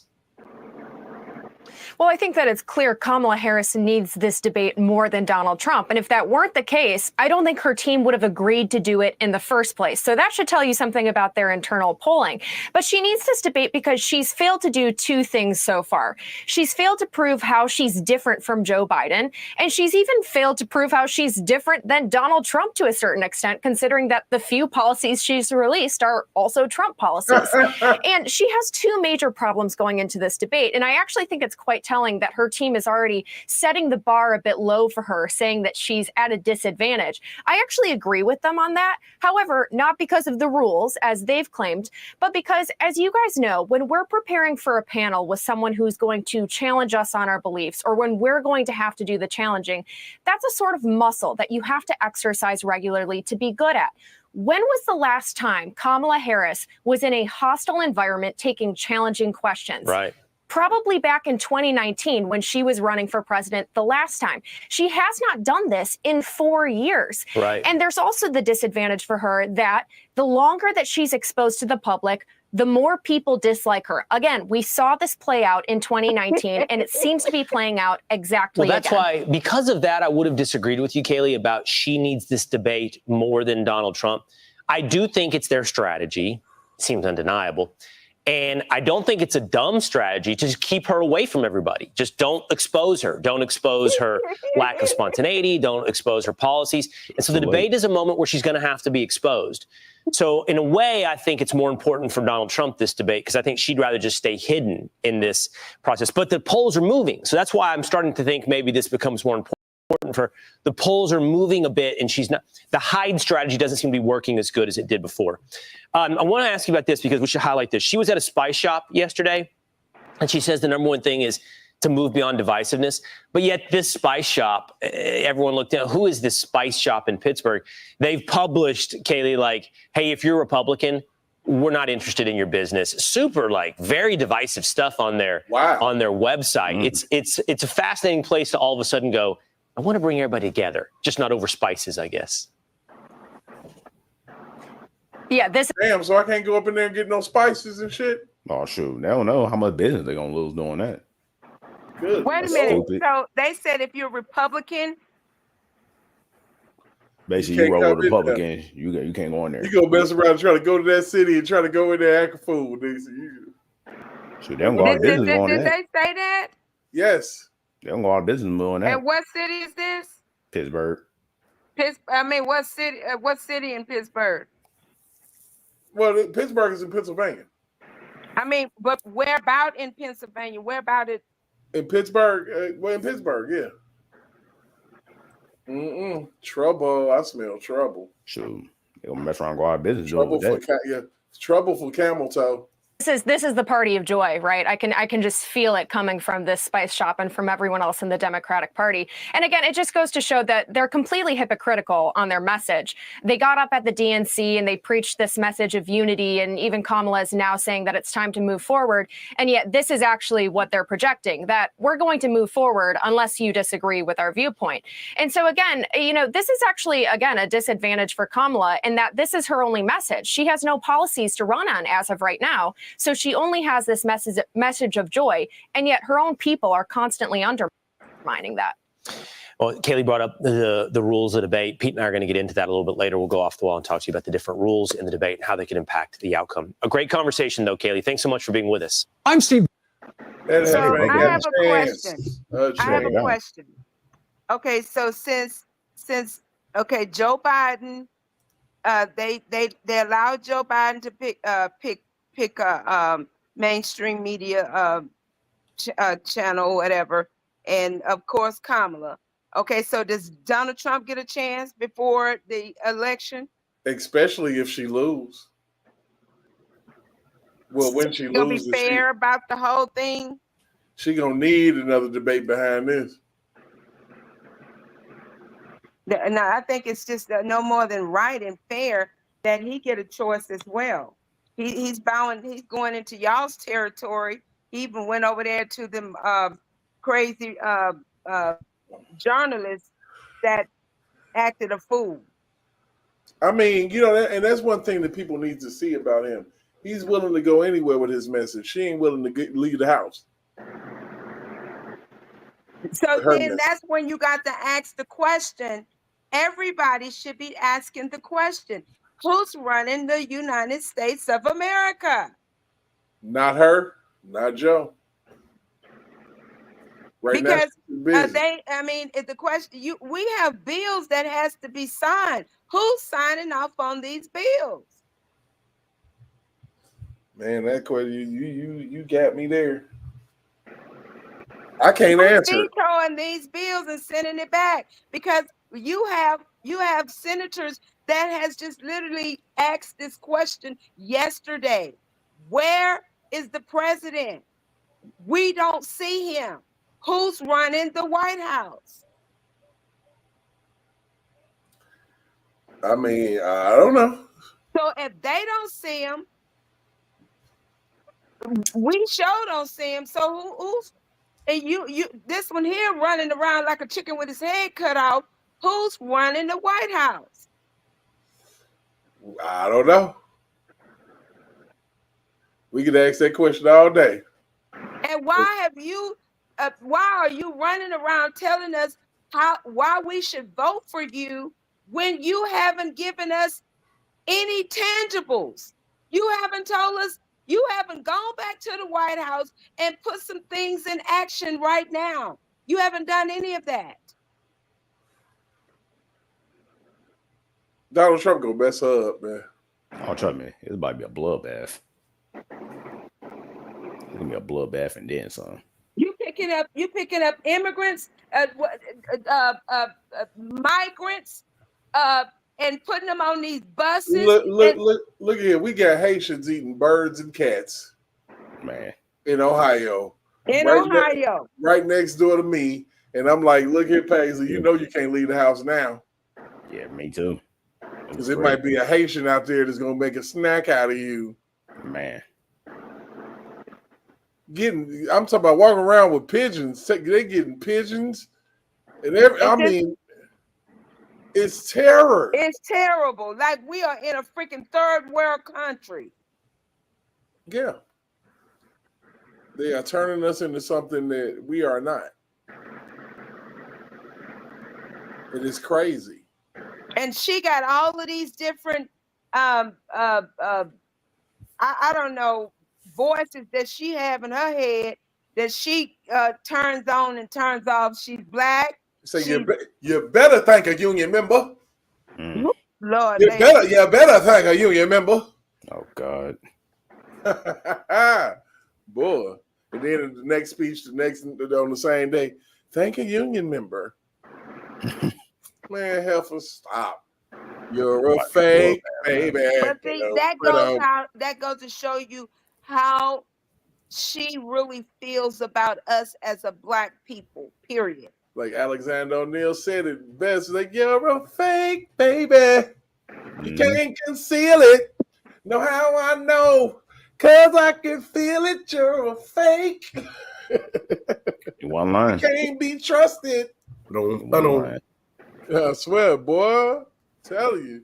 That's what Montel said. Whenever I go out with you, I found out something new. Whenever she opened up her mouth, we found out something brand new. Like, oh, you really? That's how you roll. All right, lady.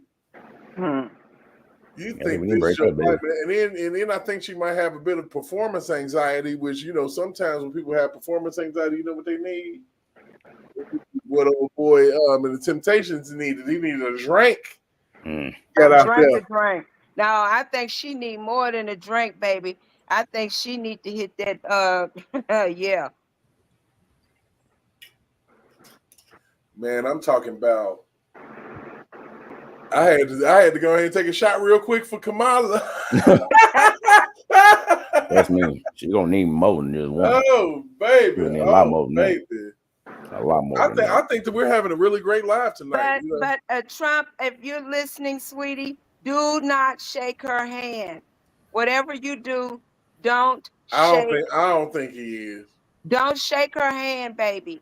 You got to know the devil. The devil has spirits. There's spirits. Don't even touch that woman. Don't touch that. You better rip her a new one. Do not put your hands on Lilith. Straight her a new one. Make sure she get embarrassed, and then all them so-called Democrats that try to vote for her are gonna realize, like, yeah, she a terrible option. I promise. Vote for her, you're a freaking idiot. Sweet that Lord, spirit is serious, and a lot of pastors don't preach on them different spirits. I'm sorry, baby. That thing there got a spirit on her. It's deep too. It's deep. It's deep seated too. It sure is. She's been a demon for a minute. For a minute. Yeah, a minute. Let me tell y'all who she remind me of. I have to call it how I see it. And they both carry the same spirit. Her and Beyonce's mom. They both carry that same spirit. And you saying Tina knows? Oh yeah. Yes. Oh, Tina a fool. Yeah. That woman got a spirit on her. Oh yeah. But I'm telling you, like I said, this is very consequential. Like, all of this stuff that has culminated over the past 5 years has been very consequential to the state of where we are right now. You have a country that told us to believe all women. Okay? Believe them all. I don't give a damn what they say. They brainwash people with that. So you got people that are seriously brainwashed by believe all women, no matter what they say. So, because only women was abused. Only women have been abused. Men haven't been abused. And only women are the virtue of truth. And you notice they played with it. They called it your truth. Which does not necessarily have to be the truth. The truth is your truth. And your truth can be whatever you done concoct up in your head. Absolutely. So we get into that. We turn around and we have a pandemic. And during this pandemic, they saw fit to start feminizing people. Feminizing anybody and everybody that they could find. And guess where they started it at? They started the big movement in Chicago. They started feminizing men. I am an alpha man, an alpha dog. I do it all for myself. And in that, I can't have, nor am I compatible with an alpha woman. Nope.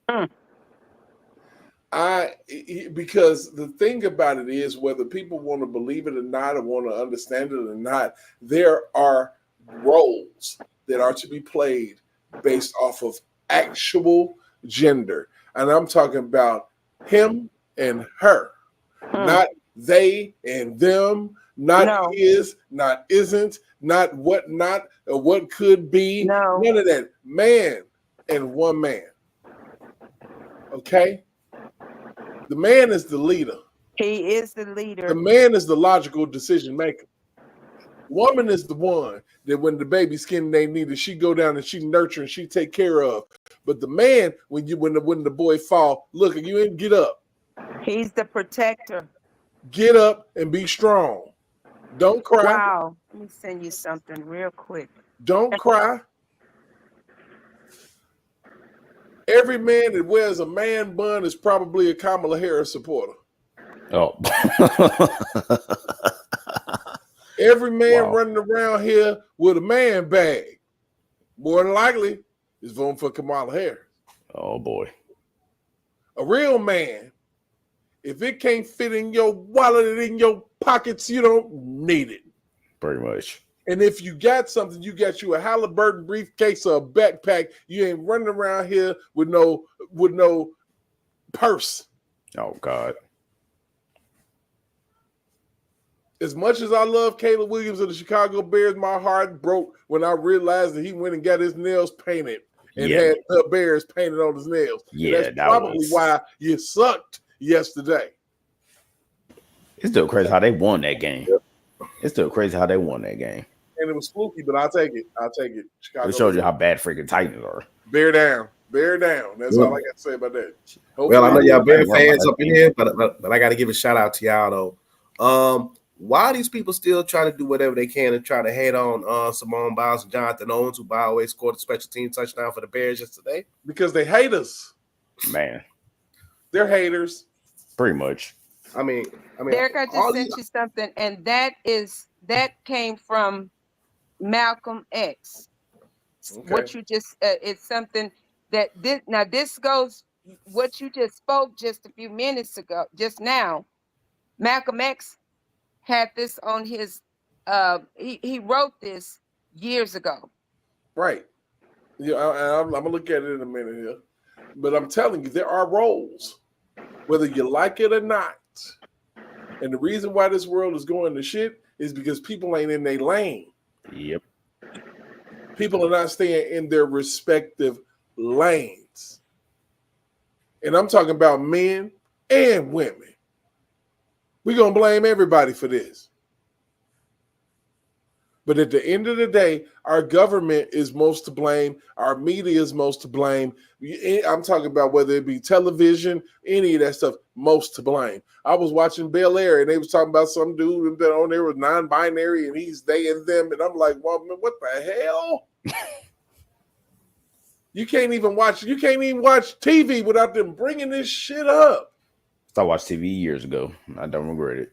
They bring that up more than sex, and when they do bring up sex, it's over-sexualized. Man. We used to watch all type of programs back in the day, and sex wasn't all up in it. I swear. Don't nobody give a damn about what's going on with that. Get to the plot of the story. I was an avid TV watcher growing up. Yeah, so was I. Give me some eat, something to drink. I would not, and give me a TV remote. I would literally not move unless I had to use the bathroom. That my mom babysitting me. But like I said, but we're the most easily, as black men, we are the most easiest to be emasculated and feminized. And I'm tired of that. I'm sick of seeing that from Shanae to Wanda to doggone it, Hattie Mae Pierce to Tyler Perry, all of that shit. I'm sick of it. He opened it up, making you laugh and making you think it's okay. And you know, with Tyler Perry, and from that point, it just went from there on down. And you want to sit up here, and like I said, I don't have nothing against your lifestyle. You can do whatever the hell it is that you want to do. I don't care if you decide that you fall in love with a signpost and you want to screw that. Go ahead and do that. That's on you. I don't care. You ain't got to even tell me. But the moment that you tell me, you leave yourself up to judgment. And what bothers me is that people, if you don't want to be judged by people, stop telling people your business. It ain't hard. Before it is, a lot of people it is. Stop telling people your business, Jeff. You know you need to come up in here. Man. Quit playing. You need to stop telling people your business. I could care less about what you got going on in your bedroom because at the end of the day, whatever your nasty ass decide to do, I still got to get up and go to work in the damn morning. So I'm telling you, and hopefully your nasty ass do too. So let's get away from all of that. Stop worrying about that. Stop having drunken nights of passion and then want me to pay for a doggone abortion for your nasty behind. Oh shoot. No, to pay for you to go get a sex change. Or pay for your kid. Or pay for your sex change. Or pay for anything stupid that you got going on. Go get you a job, get you some coverage so you can pay for it your damn self. Leave us out of it. Man, I swear. You don't have to. Ain't no straight pride day. Man. You should be proud because you like what God intended. And y'all know that it's funny you're saying that there because this guy that she was married, said that she was dating, Kamala was married. Remember when he had the TV show? Montel Williams. Yes, he was the first one. He had a thing on one of his shows. He talked about he didn't believe that if a man sleep with another man. And if he go back and forth, he's not considered gay. That bullshit. He was the one. I remember that man saying. Know what? And what's crazy is, if you want to be honest about it, that shit only worked for women. Mm-hmm. I'm like, dude. She was just experimenting. It could have happened yesterday, and it's an experiment. But let a man. And it's just touch your shit. You gay for the rest of your life. Yeah, man, I'm sorry. Life. No. He better not touch it and you better not smile. Your ass is gay. Oh yeah, man. For the rest of your life. But you're talking about I want a threesome. Okay. What are you talking about? Do you know what you're talking about when you talking about this threesome? Say the good old-fashioned maneezy tweezy. Man. The entanglement. Oh, boy. If you will. You better know what you're talking about. The Three's Company. Oh, God. They come on, knock on my door. Hey, I'm going to add one more. Me and you and your whore. Like, what the hell? I will go ahead and add two more. It's amazing, man. We're living in peerless times. It's weird. It's weird. This is absolutely. I'm amazed at some of the shit I see. Like that. I don't know if y'all seen it, but it was some fat bastard with some purple hair on one side of his shit talking about oh my God, you gay? Who wants you? Who the hell wants you? That's sad. You just trying shit because you can't get either or. So you're gonna find you a iffy. I go by if or might be. That's my pronoun. No, those be the ones that be looking trying to get your child from coming home from school. Mm-hmm. My pronoun is could be not.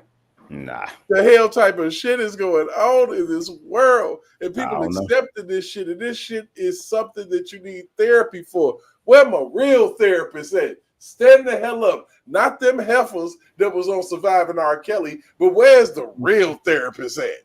And not those therapists that was on Cam Newton's live either. Oh boy. Where they at? That crap. Although she I ain't gonna lie, she had a body on it though. I ain't gonna lie, but yeah, we gotta break this down. Okay. We're gonna talk about the LGBTQ. Okay. And we're gonna talk about the rights of a child. Right. Okay. So you're telling me the only time a child has rights is when they want to get castrated. Wow. Ain't no sense to me. You understand what I'm going with this here? Oh, yeah. If I'm 17, I can't go and be with a man at 17, a grown man, because I choose not to be with a little boy. I want to be with a grown man. But at 10, I can decide whether or not I want to be a girl or a boy. It's the sickest thing. I need somebody to make this make sense to me. I can't make that make sense. It don't make man. no sense. It's retarded. I can't make that make sense because But it don't y'all make no heard sense. y'all former president's wife say, let children be kids and do what they want to do. I promise you that. I promise you that. Mr. Jeff. Are you sir? What's going on? What's going on, man? Peace and blessings to everybody. You know, I had to chime in. I didn't even know you was live. I was doing a little video. I just dropped. I said, man, let me see what's to it. I said, oh man, the whole family on the panel, man. I had to come in and chop it up. You know what we got? What did you, Jeff? We jumped on here talking about some hot shit. You know, I thought I sent it to you, Jeff. I'm sorry, baby. we got on here talking about Tyrese. You know, speaking up for Kellz, man. And, I need to go back and watch that. Let it be known that there is no other that could ever be the king of R&B. And then 3 days later, on Monday, here he go getting locked up for some child support bullshit. I need to go back and watch that. I missed it. You sent it to me, but I had my phone sitting on the charge. I was on the computer, so that's what made me like, yeah. So when I went back, it was charging up. Yeah, that whole situation with Tyrese, I got to catch the play back on what y'all was commentating on with that. But yeah, man, you know, that's a shame. Anytime somebody speak up for that brother, they come after him. So that I think right there is a huge reason why a lot of more celebrities don't speak out, because they don't want that backlash, you know, but they got to, or it's going to be them anyway. So you might as well speak out, you know. And you know what? And he said something so real, and he said it before around with the pandemic around Fat Joe. He was like, if I was to sit up here and judge everybody for what they did, I wouldn't be a fan of anybody. He's like, because all of these people got some stuff. He said also, he said, I wouldn't be a fan of anybody and not even myself, because we all have something going on or have done something in our past. We all have a past. Right. You know, and all it takes is for you to go dig it up. And then we listen to Trump pretty much speak on the same thing, sound like damn near like the R. Kelly interview and shit. When you're famous, you know, people just come after you. And this has been following me for years. I ain't never met this woman. I don't know what's going on. And all of a sudden, you know, this happened. And I'm like, man, this is familiar shit. Same playbook. And then you got Mr. Change the Narrative standing over there, push edging that man on to call that man a pedophile. That man, y'all know that man ain't been charged to be no pedophile, so that's not even fair to even put that jacket on him. It's definitely not. So Jeff, got your new show jumping off, right? Yes, sir. Tell me a little bit about it, man. What you got going on, man? Just talk to us real quick. Oh, okay, man. It's called Voices for the Voiceless. So, you know, it's me and Shamika. Yeah, we've been talking about doing a podcast. So things started with Kellz like 5 years ago, but we never brought it to fruition. But I just thought it was necessary, you know, during this election time, and we just kind of, you know, pressed the pedal on it. So we basically talking about the election mostly right now. But before we actually go live, you know, we need as many platforms as possible to be focused in right now. So I thought it was just imperative that we kick it off now. We just gonna be touching on a lot of different social issues. Before we go live, though, you know, Mika, I'll keep her in a prayer. She got the flu, so she's kind of sick right now. But once she gets all the way 100%, then we gonna kick it off. I'm just keeping the pot hot with a little pre-recorded videos here and there to keep, you know, the algorithm, you know, try to build up the, you know, the algorithm until that time comes. But yeah, man, we just coming in and do our due diligence to spread the word. You know what I'm saying? For Trump, Kellz, and anybody else with a justice, be a voice for the voiceless, and, you know, chop it up with the family. Absolutely. So I'm gonna tell you like this, man. You know, of course, y'all more than welcome on my shit. I know and hope that I'm welcome on y'all's. if y'all want, want to go and do, get your feet wet and come over here and talk some shit, or we can piggyback off each other, man. It's all good. Like I said, man, me and you been pretty much rocking on the same pages for the longest, because we actually got that common sense that ain't even common, man. And like I said, I was telling people, bro, one of the things that I'm noticing now, and I know you probably noticed it because you probably talk to people, when you hollering at them. The mentality about R. Kelly doesn't change. And it's like, well, damn, he's still in jail. I heard he get out. Well, dang, he been in there for that long. They need to let that man go. This is what I'm hearing when I'm doubling back to people I know I talk to. I mean, are you experiencing that? Yeah, man. I've definitely been experiencing that. Just like with the clip with Tyrese went viral. I saw it through some people that ain't even really R. Kelly supporters, but you wouldn't tell the difference now. Had that clip came out, a few years ago, it would have been just us saying it. But now, you got the general public is like, man, come on now, it'd been 5 years. That crime couldn't be that serious. And also, in addition to that, the music industry has suffered so greatly due to his absence. People just want some good music back. They like that. We ain't tripping on them. We want the king R&B back. You know what I'm saying? And then we seeing it's just ironic how, for example, now Homeland Security could lock up R. Kelly for all this fabricated, charges, but then they the same ones that send up them sending trillions of dollars supporting illegal migrants to come across the border. They the ones sending the money. I posted a video. Yeah, go ahead, brother. Now they got elite Haitians in Ohio. Eat birds and cats and shit. And dogs. And birds, cats, and dogs. Yes, and they chopping their heads off. What the hell? Wow. I'm telling you, man. There's no other choice dog while getting taken. Go for Donald Trump because this is really getting way out of hand. And I hope Trump touch base on this tomorrow night. But y'all know what? I never Let thought. me say this here. Y'all better be. In a million years. Go ahead on. Go on, Jeff.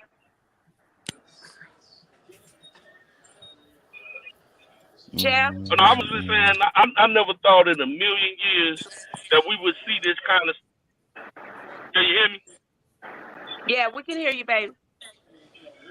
Can you hear me? Yes. I'm sorry. I never thought in a million years that we would see this type of activity going on in this country, where we got a president, the current administration that would allow.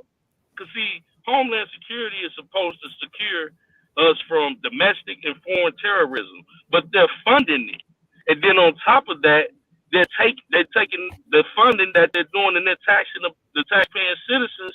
That's why inflation is so high. I mean, at what point are we going? But R. Kelly is supposed to be illegal.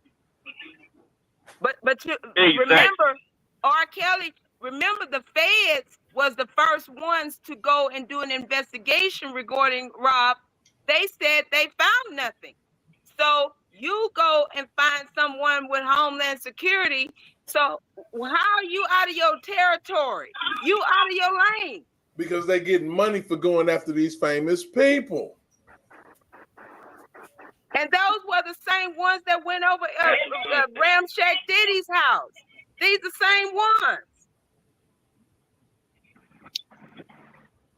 Are y'all saying we're illegal? Are y'all saying we're illegals? They not saying nothing about that. But that's what I'm trying to ask the question. And that's the question we all need to be asking. Are y'all literally telling us without telling us that y'all are investigating us because y'all feel like we're illegals?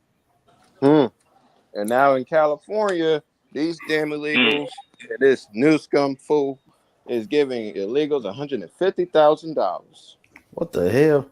Yeah, I'm telling you, man. You know what's crazy? We live in a world right now, in a country right now that never wanted us as black people to even be freaking citizens.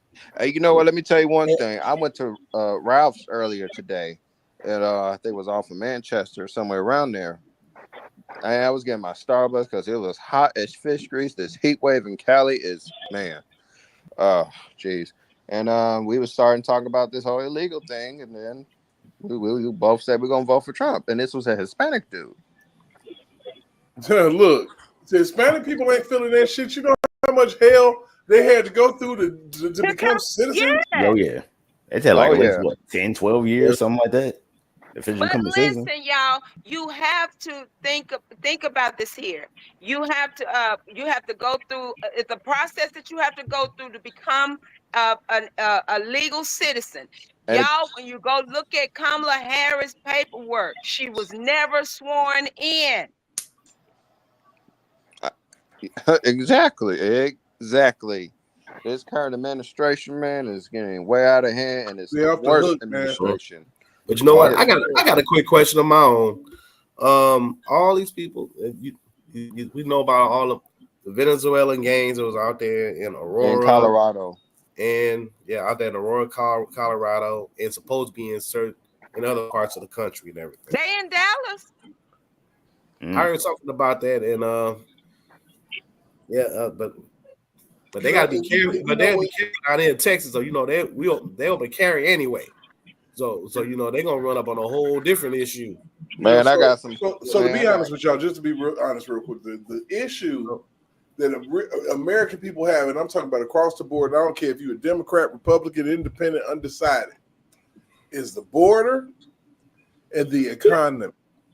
You know, the border, the economy. That is it. That is what's going to win or lose the election. That is why Kamala Harris is desperately trying to find some type of plan to make somebody think she knows something. That's why she stole and talked about she gonna build a border wall.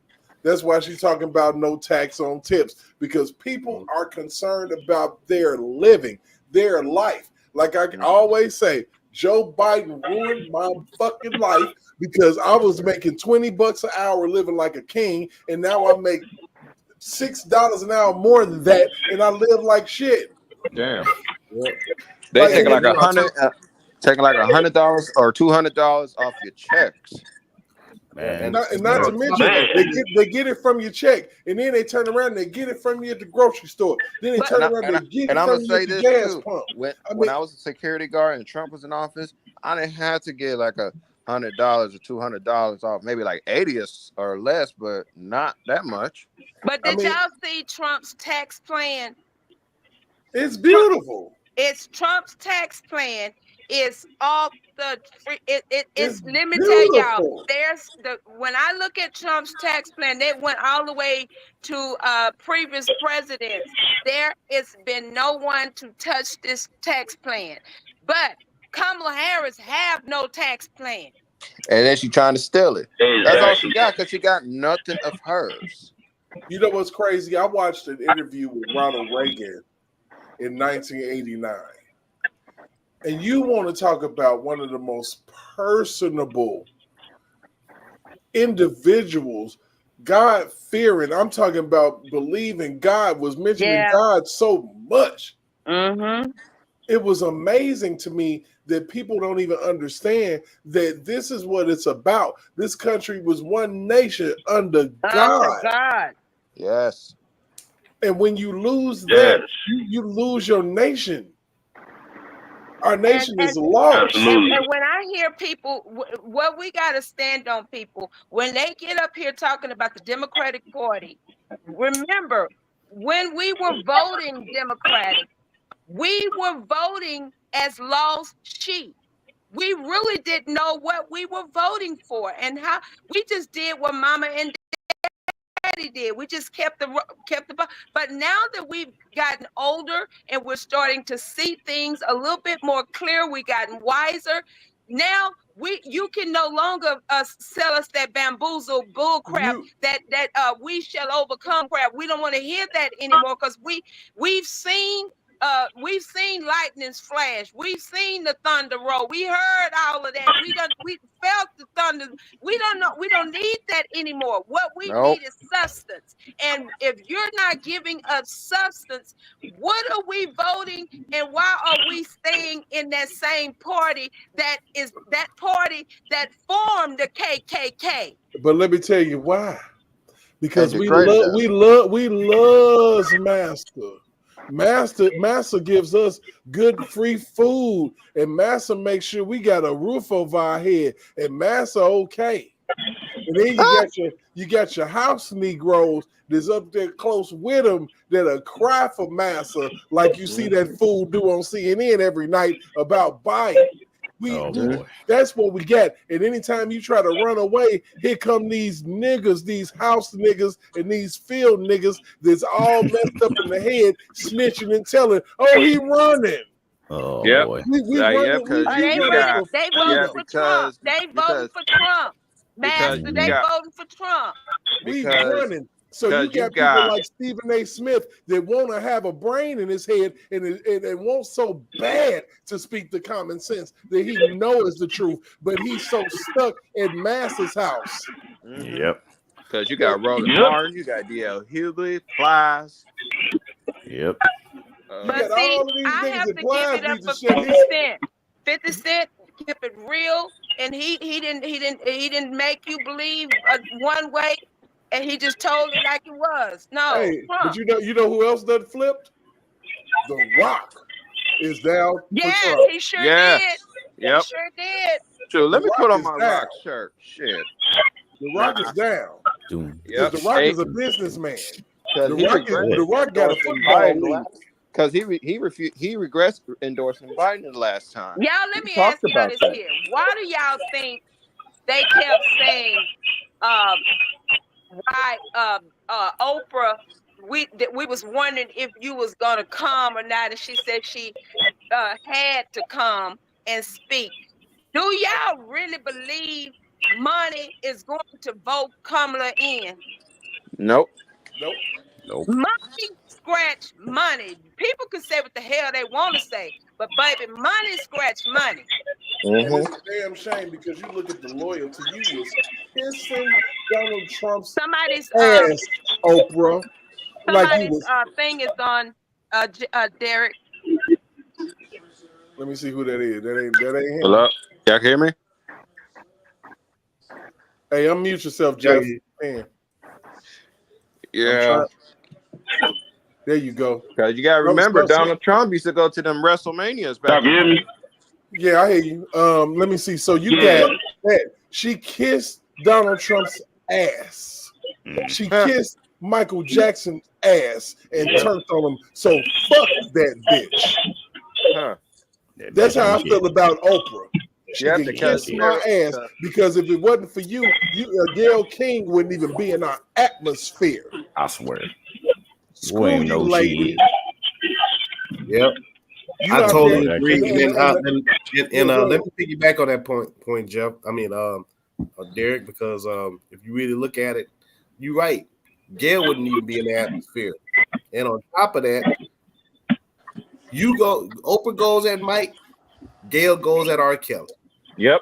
You go at the two kings in their respective genres at the same damn time. And you try in order to get what you want to get, you got to be willing to eat your own. But who brought Johnson? Gayle. And then she was trying to tear down Kobe Bryant too, and when he just died. They got Kobe wasn't even in the ground yet. Sisters. They got these so-called sisters out here because you ain't no damn sister of mine that's willing to eat their own. They don't give a damn. Just like that lady on ABC. What's her name? I forget her name. Rachel Scott. No, the one lady that just interviews like shit when it comes to Republicans. Hold on, you talking about the light-skinned black Wexler, Wexler, some shit. Her name is the light-skinned woman. Yeah. Oh, I don't know. She interviews like crap, and and she's totally biased towards her master, and you can tell there's no objectivity. There's constant fact checking. I thank God she ain't moderating this debate, because I'll be done broke something over here. And I believe that's the same woman that was interviewing Dre Kelly and Lil Wayne. And I'm not worried about Trump and how he's going to do tomorrow.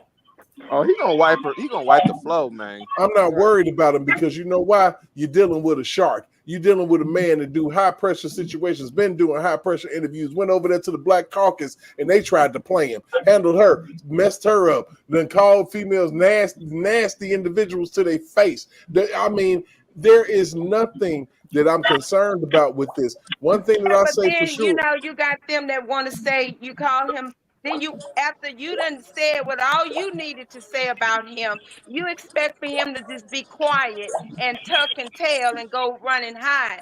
But when he come back at you, he become racist. No, you need to keep your response to yourself. If you don't want that kickback, because he giving it back to you. So the thing of it is, society doesn't want men to stand up to themselves, to women. This is what has happened. This is what has happened. Society has been set up in such a way now, with all of this indoctrination, with all of this believe all women, with all of this, a woman can be an instant victim. Soon as she can beat on you, but the moment you touch her, she's the victim. This is where we're at. So now what they waiting on is for him to say something tomorrow to, oh my God, he's a misogynist and look at the way he treats women. And I know that that's what they're waiting on. I can tell you this here: Melania has clapped back, and she has spoke since that he did that interview the other day. She's come back and she's telling these women, "Look, leave my husband alone." And I believe R. Kelly supports Trump too. He should be saying it. He need to. Well, at this point, we don't know who he support, but what we gonna say is this here: we supporting him for him. The reason why I feel the way that I feel about that whole scenario is because of this. Donald Trump says that the Republican Party is the party of what? Common sense.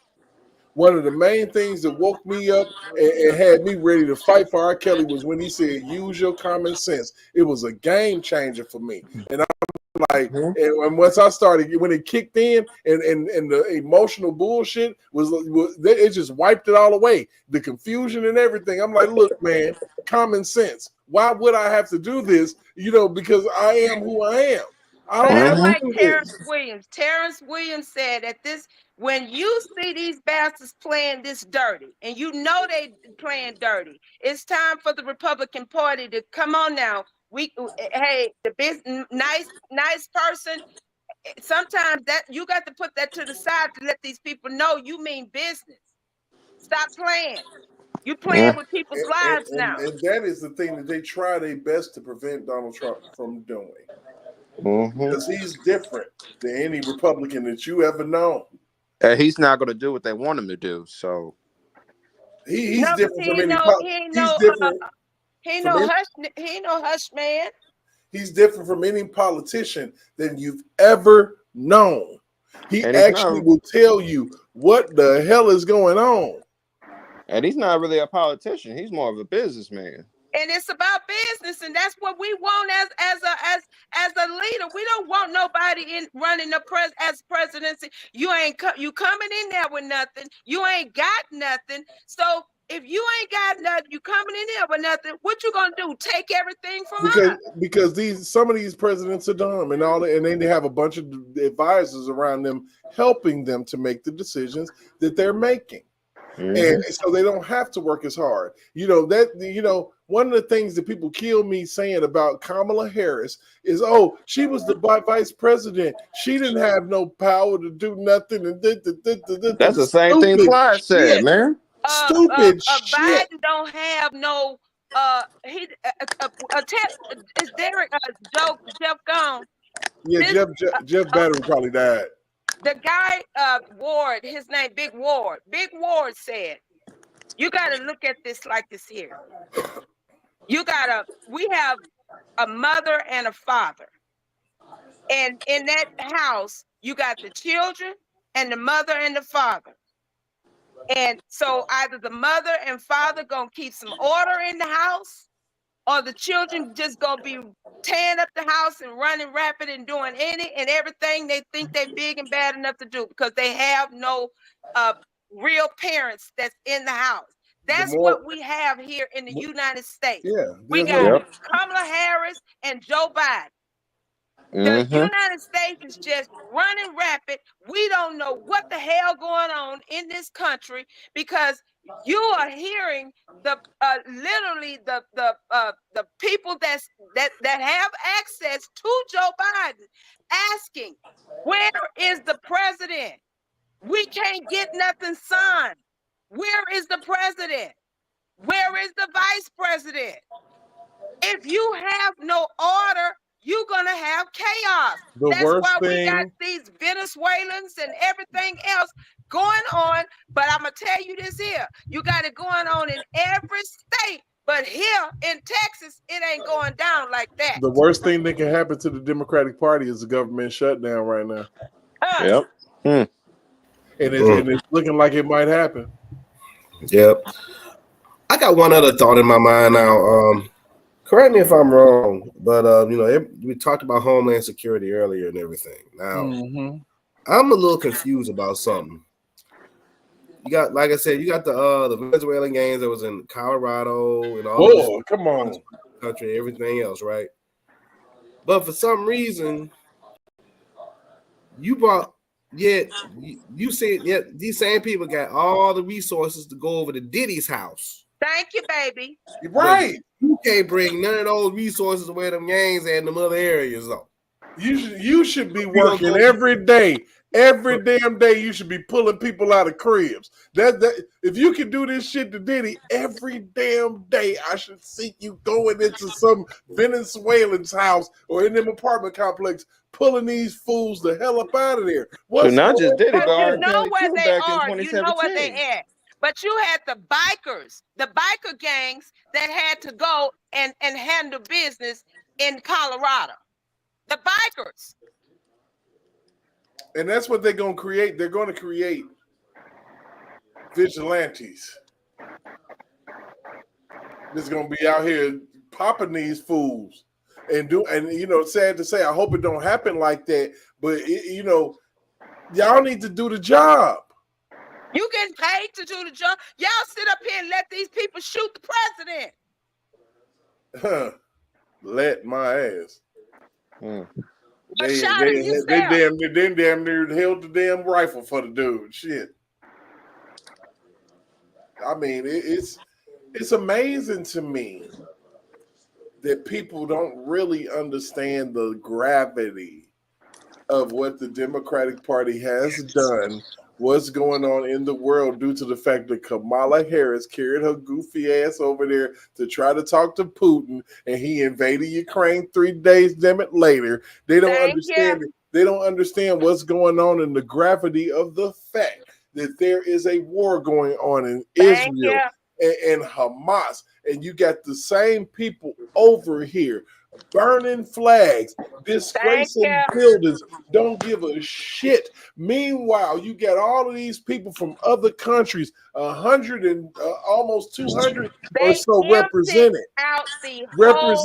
and you don't know whether they like us or hate us. And like Trump said, they come from prisons, jails, mental institutions, and insane asylums, and from the dirt to come here, and you giving them the life that Black, white, Hispanic, the Chinese people that's been here, the Japanese, the Indians, and all of us have laid our lives out here and sweated and cried for. You giving it away to people who don't deserve it.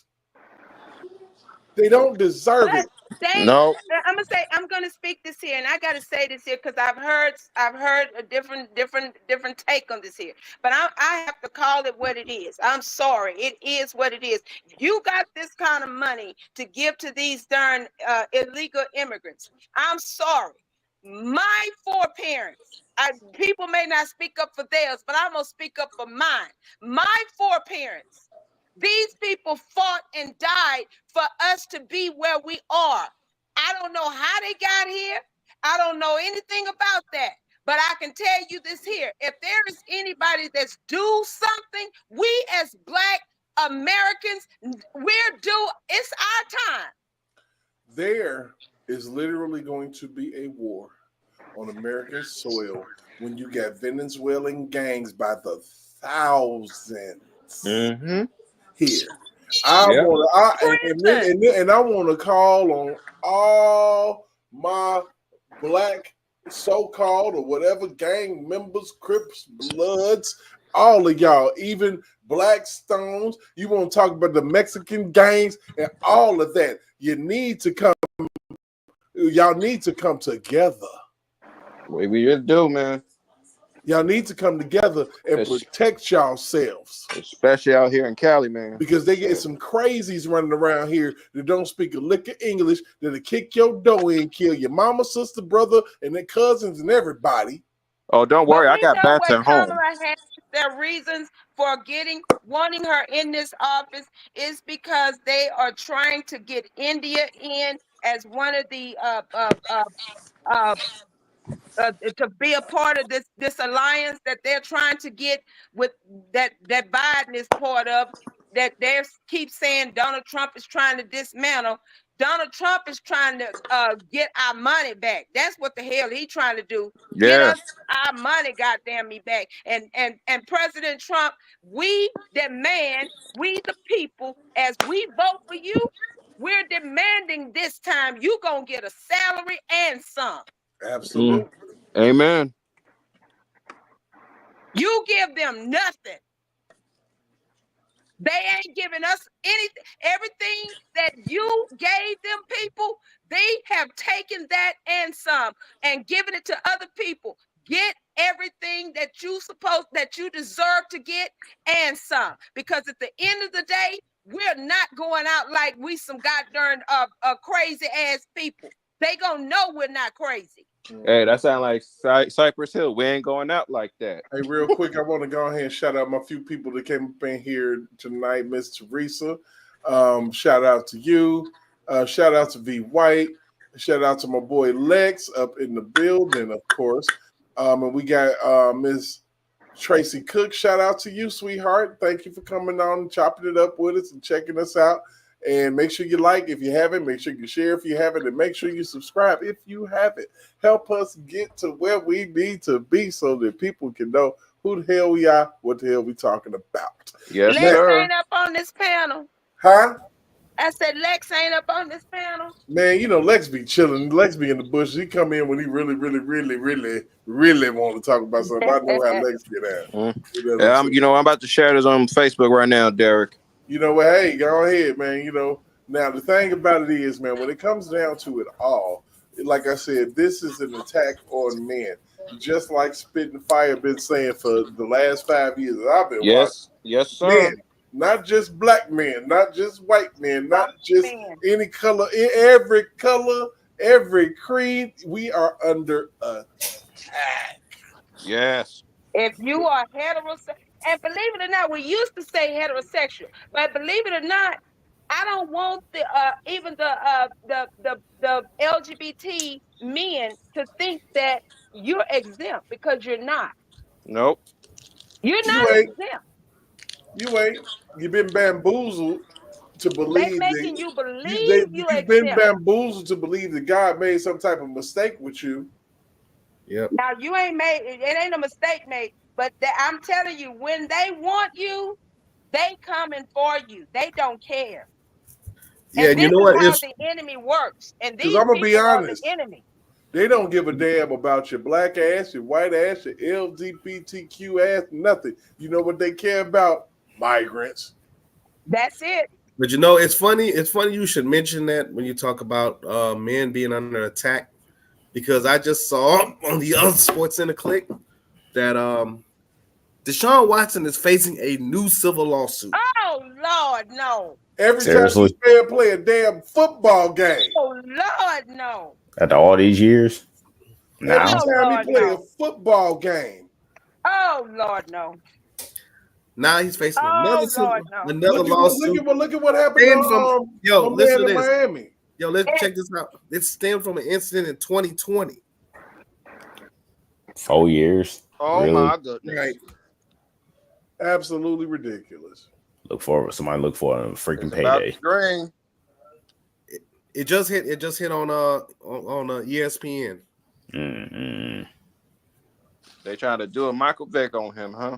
Basically, they are really messing with this man. Must be. And if people can't see it, who won that game last night? it was Dallas. Dallas basically crushing on the Browns. And let's not forget that lawsuit that Kellz got for next month with the BOP and Tasha K. Oh yeah, which absolutely 100% needs to go away. Y'all done got y'all pint of blood.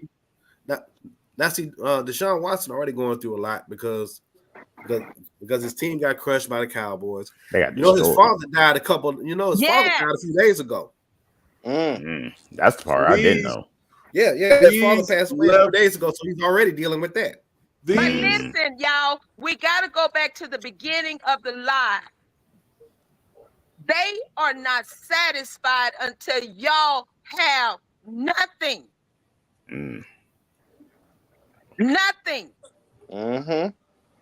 So I am really asking each and every one of you men on this panel, and tell your friends and your friends' friends and your sons' sons, y'all, you don't have to let the world know that you're making a dime.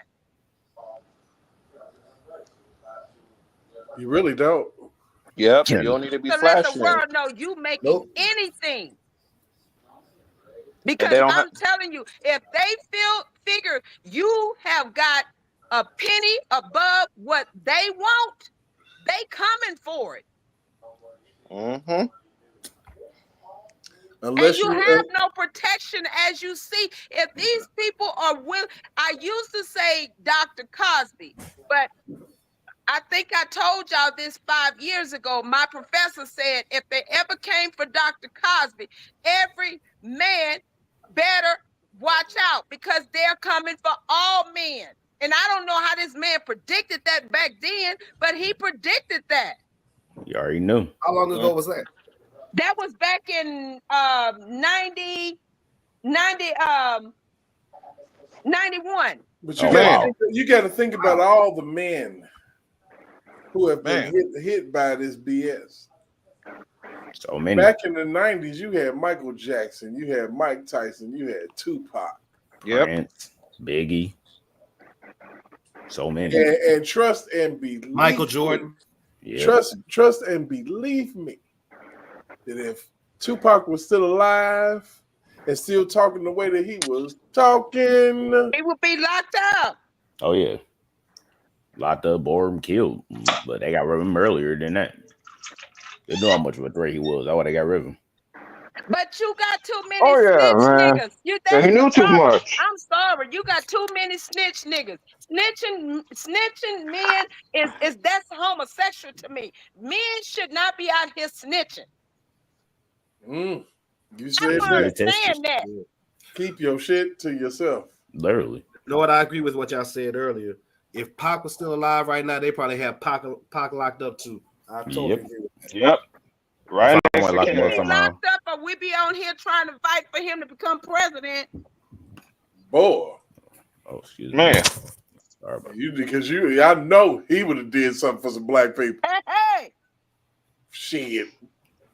He was like, all right, baby, he was a king before he became that dude stood on that court ground, and he sent that straight shot warning straight to Robert Sylvester Kelly. He said, Rob, they coming for you. They coming for you, my brother. They coming for you. He told me that years ago. From the very beginning, he told him that. I'm letting you know right now. Why how they coming for me? They coming for you because too. they know generational talent when they see it. Yeah, trust me. They know that dude. Because Tupac was generational talent. Yep. That man was before his time. He was he was speaking languages that, oh my God. Oh my God! You know, he would have had Oscars. Oh, trust me. At this point, that man could start a revolution if he wanted to. Because there was already one person that I really want for God to protect out here is Ice Cube. Oh man. Oh yes. Yeah. Almost definitely. Because I know they gutting for him. They gutting. And you know what? Denzel said that, Derek. Denzel said he's praying for his covering. You know, because he's speaking the actual truth, you know, about black people and how they just throw their vote away. I had a conversation with one of my family members in regards to this whole thing, just trying to have a conversation, you know, and talking about the real. And for somebody to tell me that it's not about what I think it's about, which is literally about policy. It's literally about the fact that my life was better 3.5, almost 4 years ago than it is right now. And it makes no sense. The math is absolutely 100% not mathing. You know, it's just not mathing. And, you know, for him to say it's not about that, and he pointed to the skin, it's about this. And I was like, that lady, skin complexion ain't nothing like yours. And we need to give her a chance because all them white folks got a chance. I'm like, but you ain't supposed to give a person a chance just to give them a chance. That's that DEI. That was our problem bullshit. with Obama. Okay, but so then, of course, then here comes the personal attacks. Y'all Uncle Tom's gonna get enough of riding with them Republicans. And I'm like, Uncle Tom is one that sit at Master's house and laugh at all their jokes. Trump is a racist. Oh yeah, he a racist. Oh yeah. You know what I'm saying? Them black folks over there. See, they don't. That goes to show you they don't even know who Uncle Tom is. Exactly. Uncle Tom is not the person that they think he is. And they can't tell you shit about Kamala. You can tell them everything about Trump's policies. They don't ever want to hear the shit. They don't ever. But the thing about it is, for the one idiot and dumbass black person that I talk to about Donald Trump, I find 5 of them that say, yeah, man, I'm gonna vote for Trump because I don't understand none of this shit that's going on right now, man. I can't afford nothing. Look at the gas, and now they trying to lower the gas a little bit with their sorry asses, trying to go us in. Because if you notice, gas prices done went down just a smidgen. Yeah, but not listen, that much.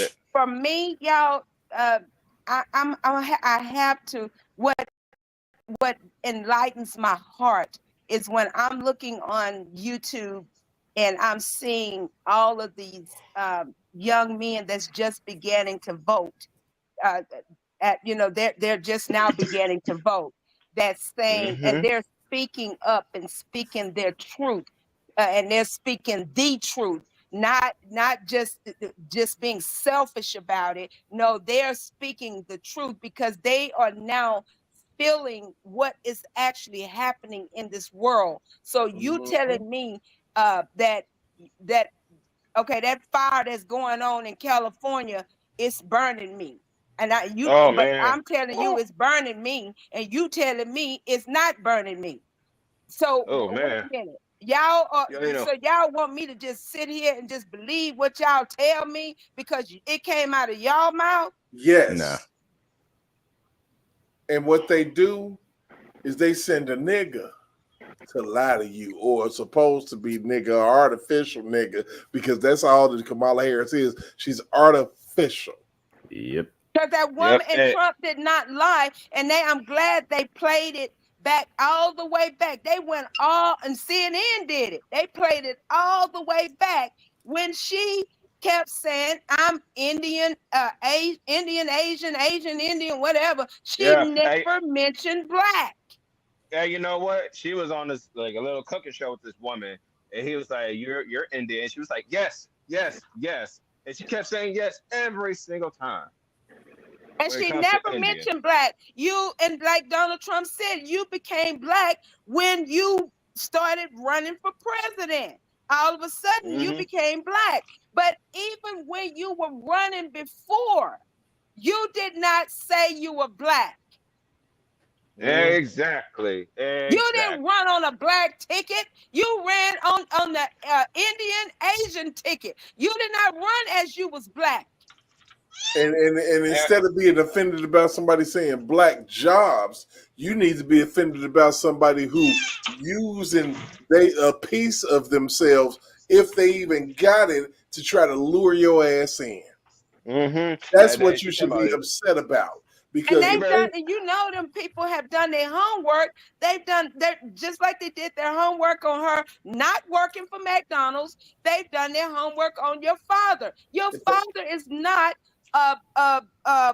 Jamaican. Your father's great grandparents are Jamaican. Your father is Indian. And that's why the saying goes: all skin folk ain't kin folk. And you know what? Did y'all see what she did recently in Detroit? Where she was talking black, you better thank your union member and all this. Yeah, you better thank a union. Baby, they done played her, what's his name, played her voice where she then used several different voices. And I'm like, you know, I was embarrassed for my people, because this is how you play us. You play on our intelligence as though that's how we all talk. Sweetie, we don't all talk like that. And let me say this. Let's not forget about Bill and Hillary doing the same damn shit. Oh man, the hot sauce in the purse. And then going on what you call it tonight. Yeah, I love my family is Jamaican. You know, we smoke weed. No, baby, I don't smoke weed.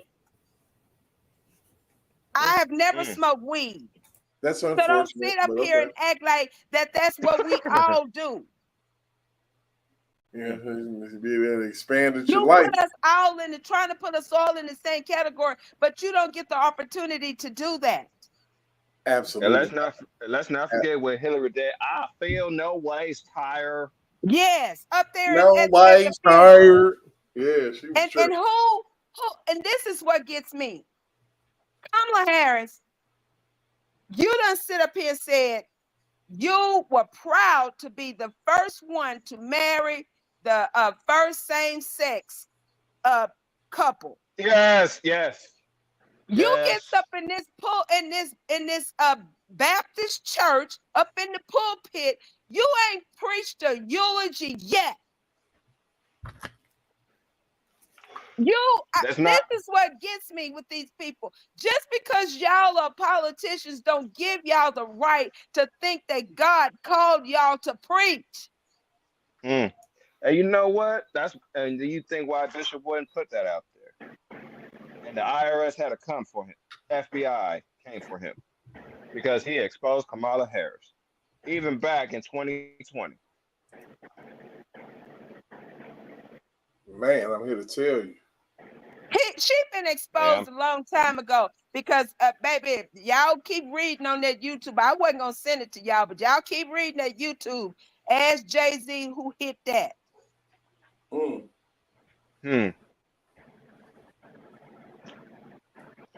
And then they was hyping up a crowd for Beyonce, and she didn't even show up.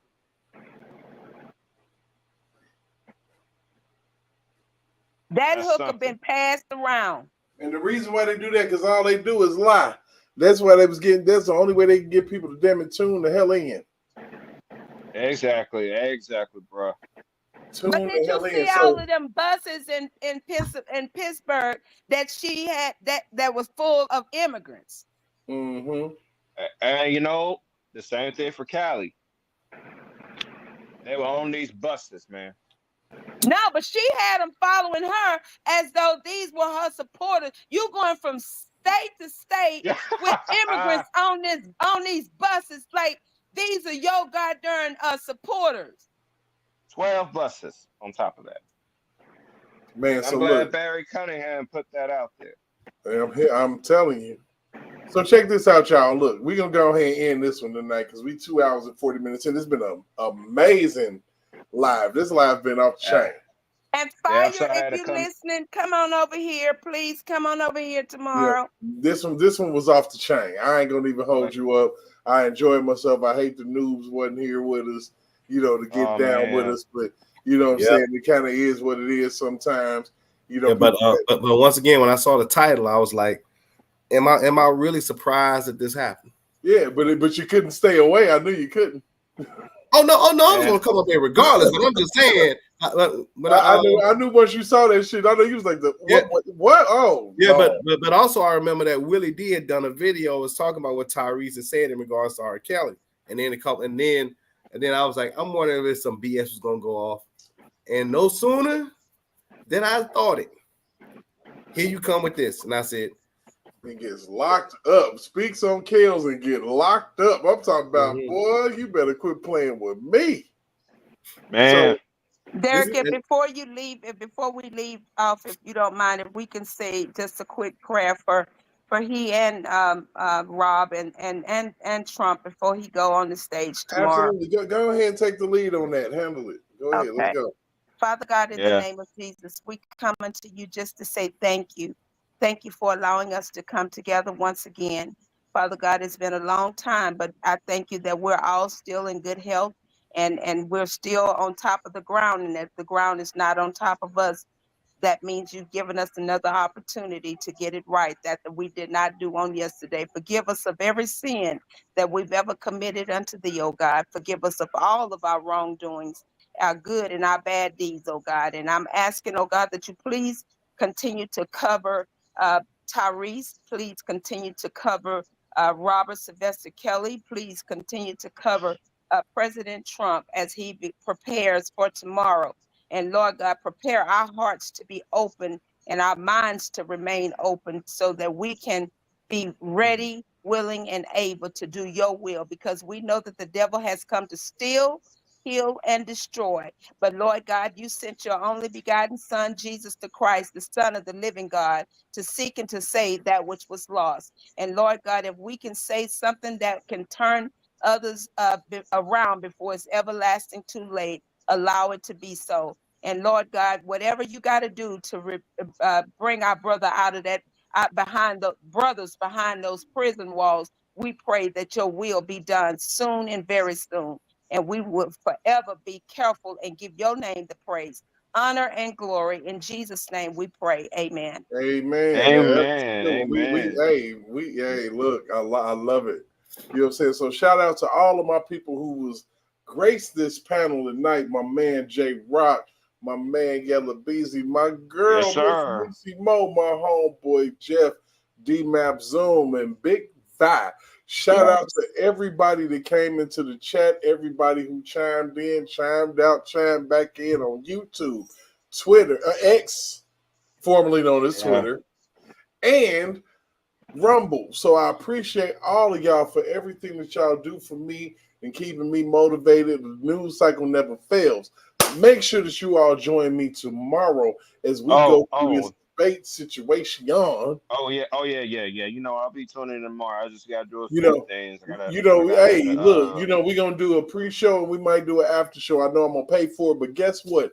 I was working at the office for 3 days. So now now it's 2 days, so it's Monday and Tuesday. So I can go ahead and get away with some bullshit tomorrow.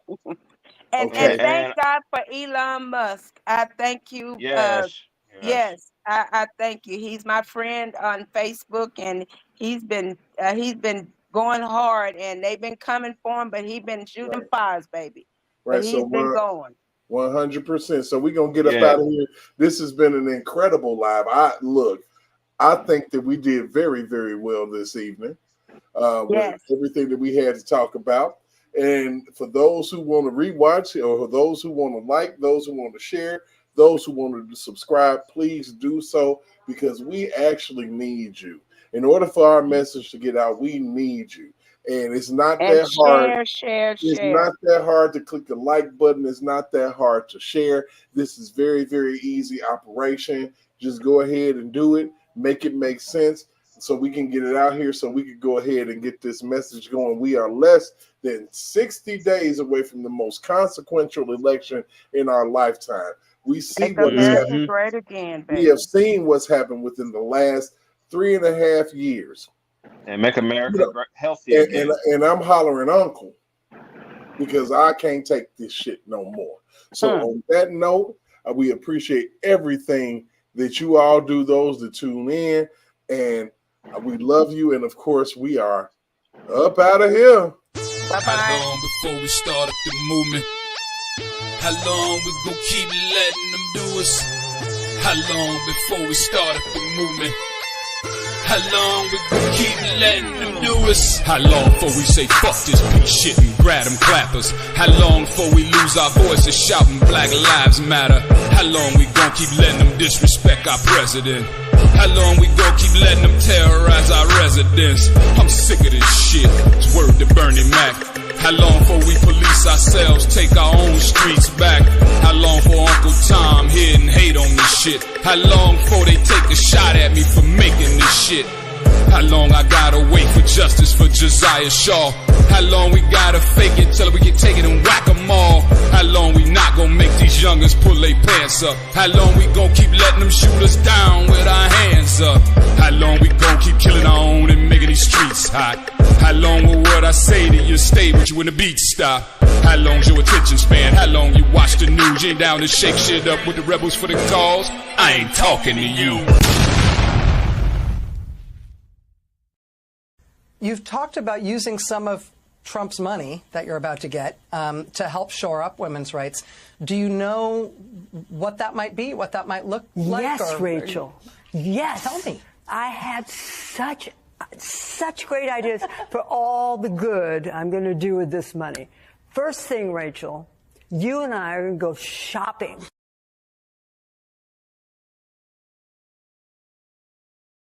We're going to get completely new wardrobes, new shoes, motorcycle for Crowley, new fishing rod for Robbie. Rachel, what do you want? Penthouse? It's yours, Nothing. Rachel. Penthouse and France? You want France? You want to go fishing in France? No? Oh, all right, okay. That's a joke.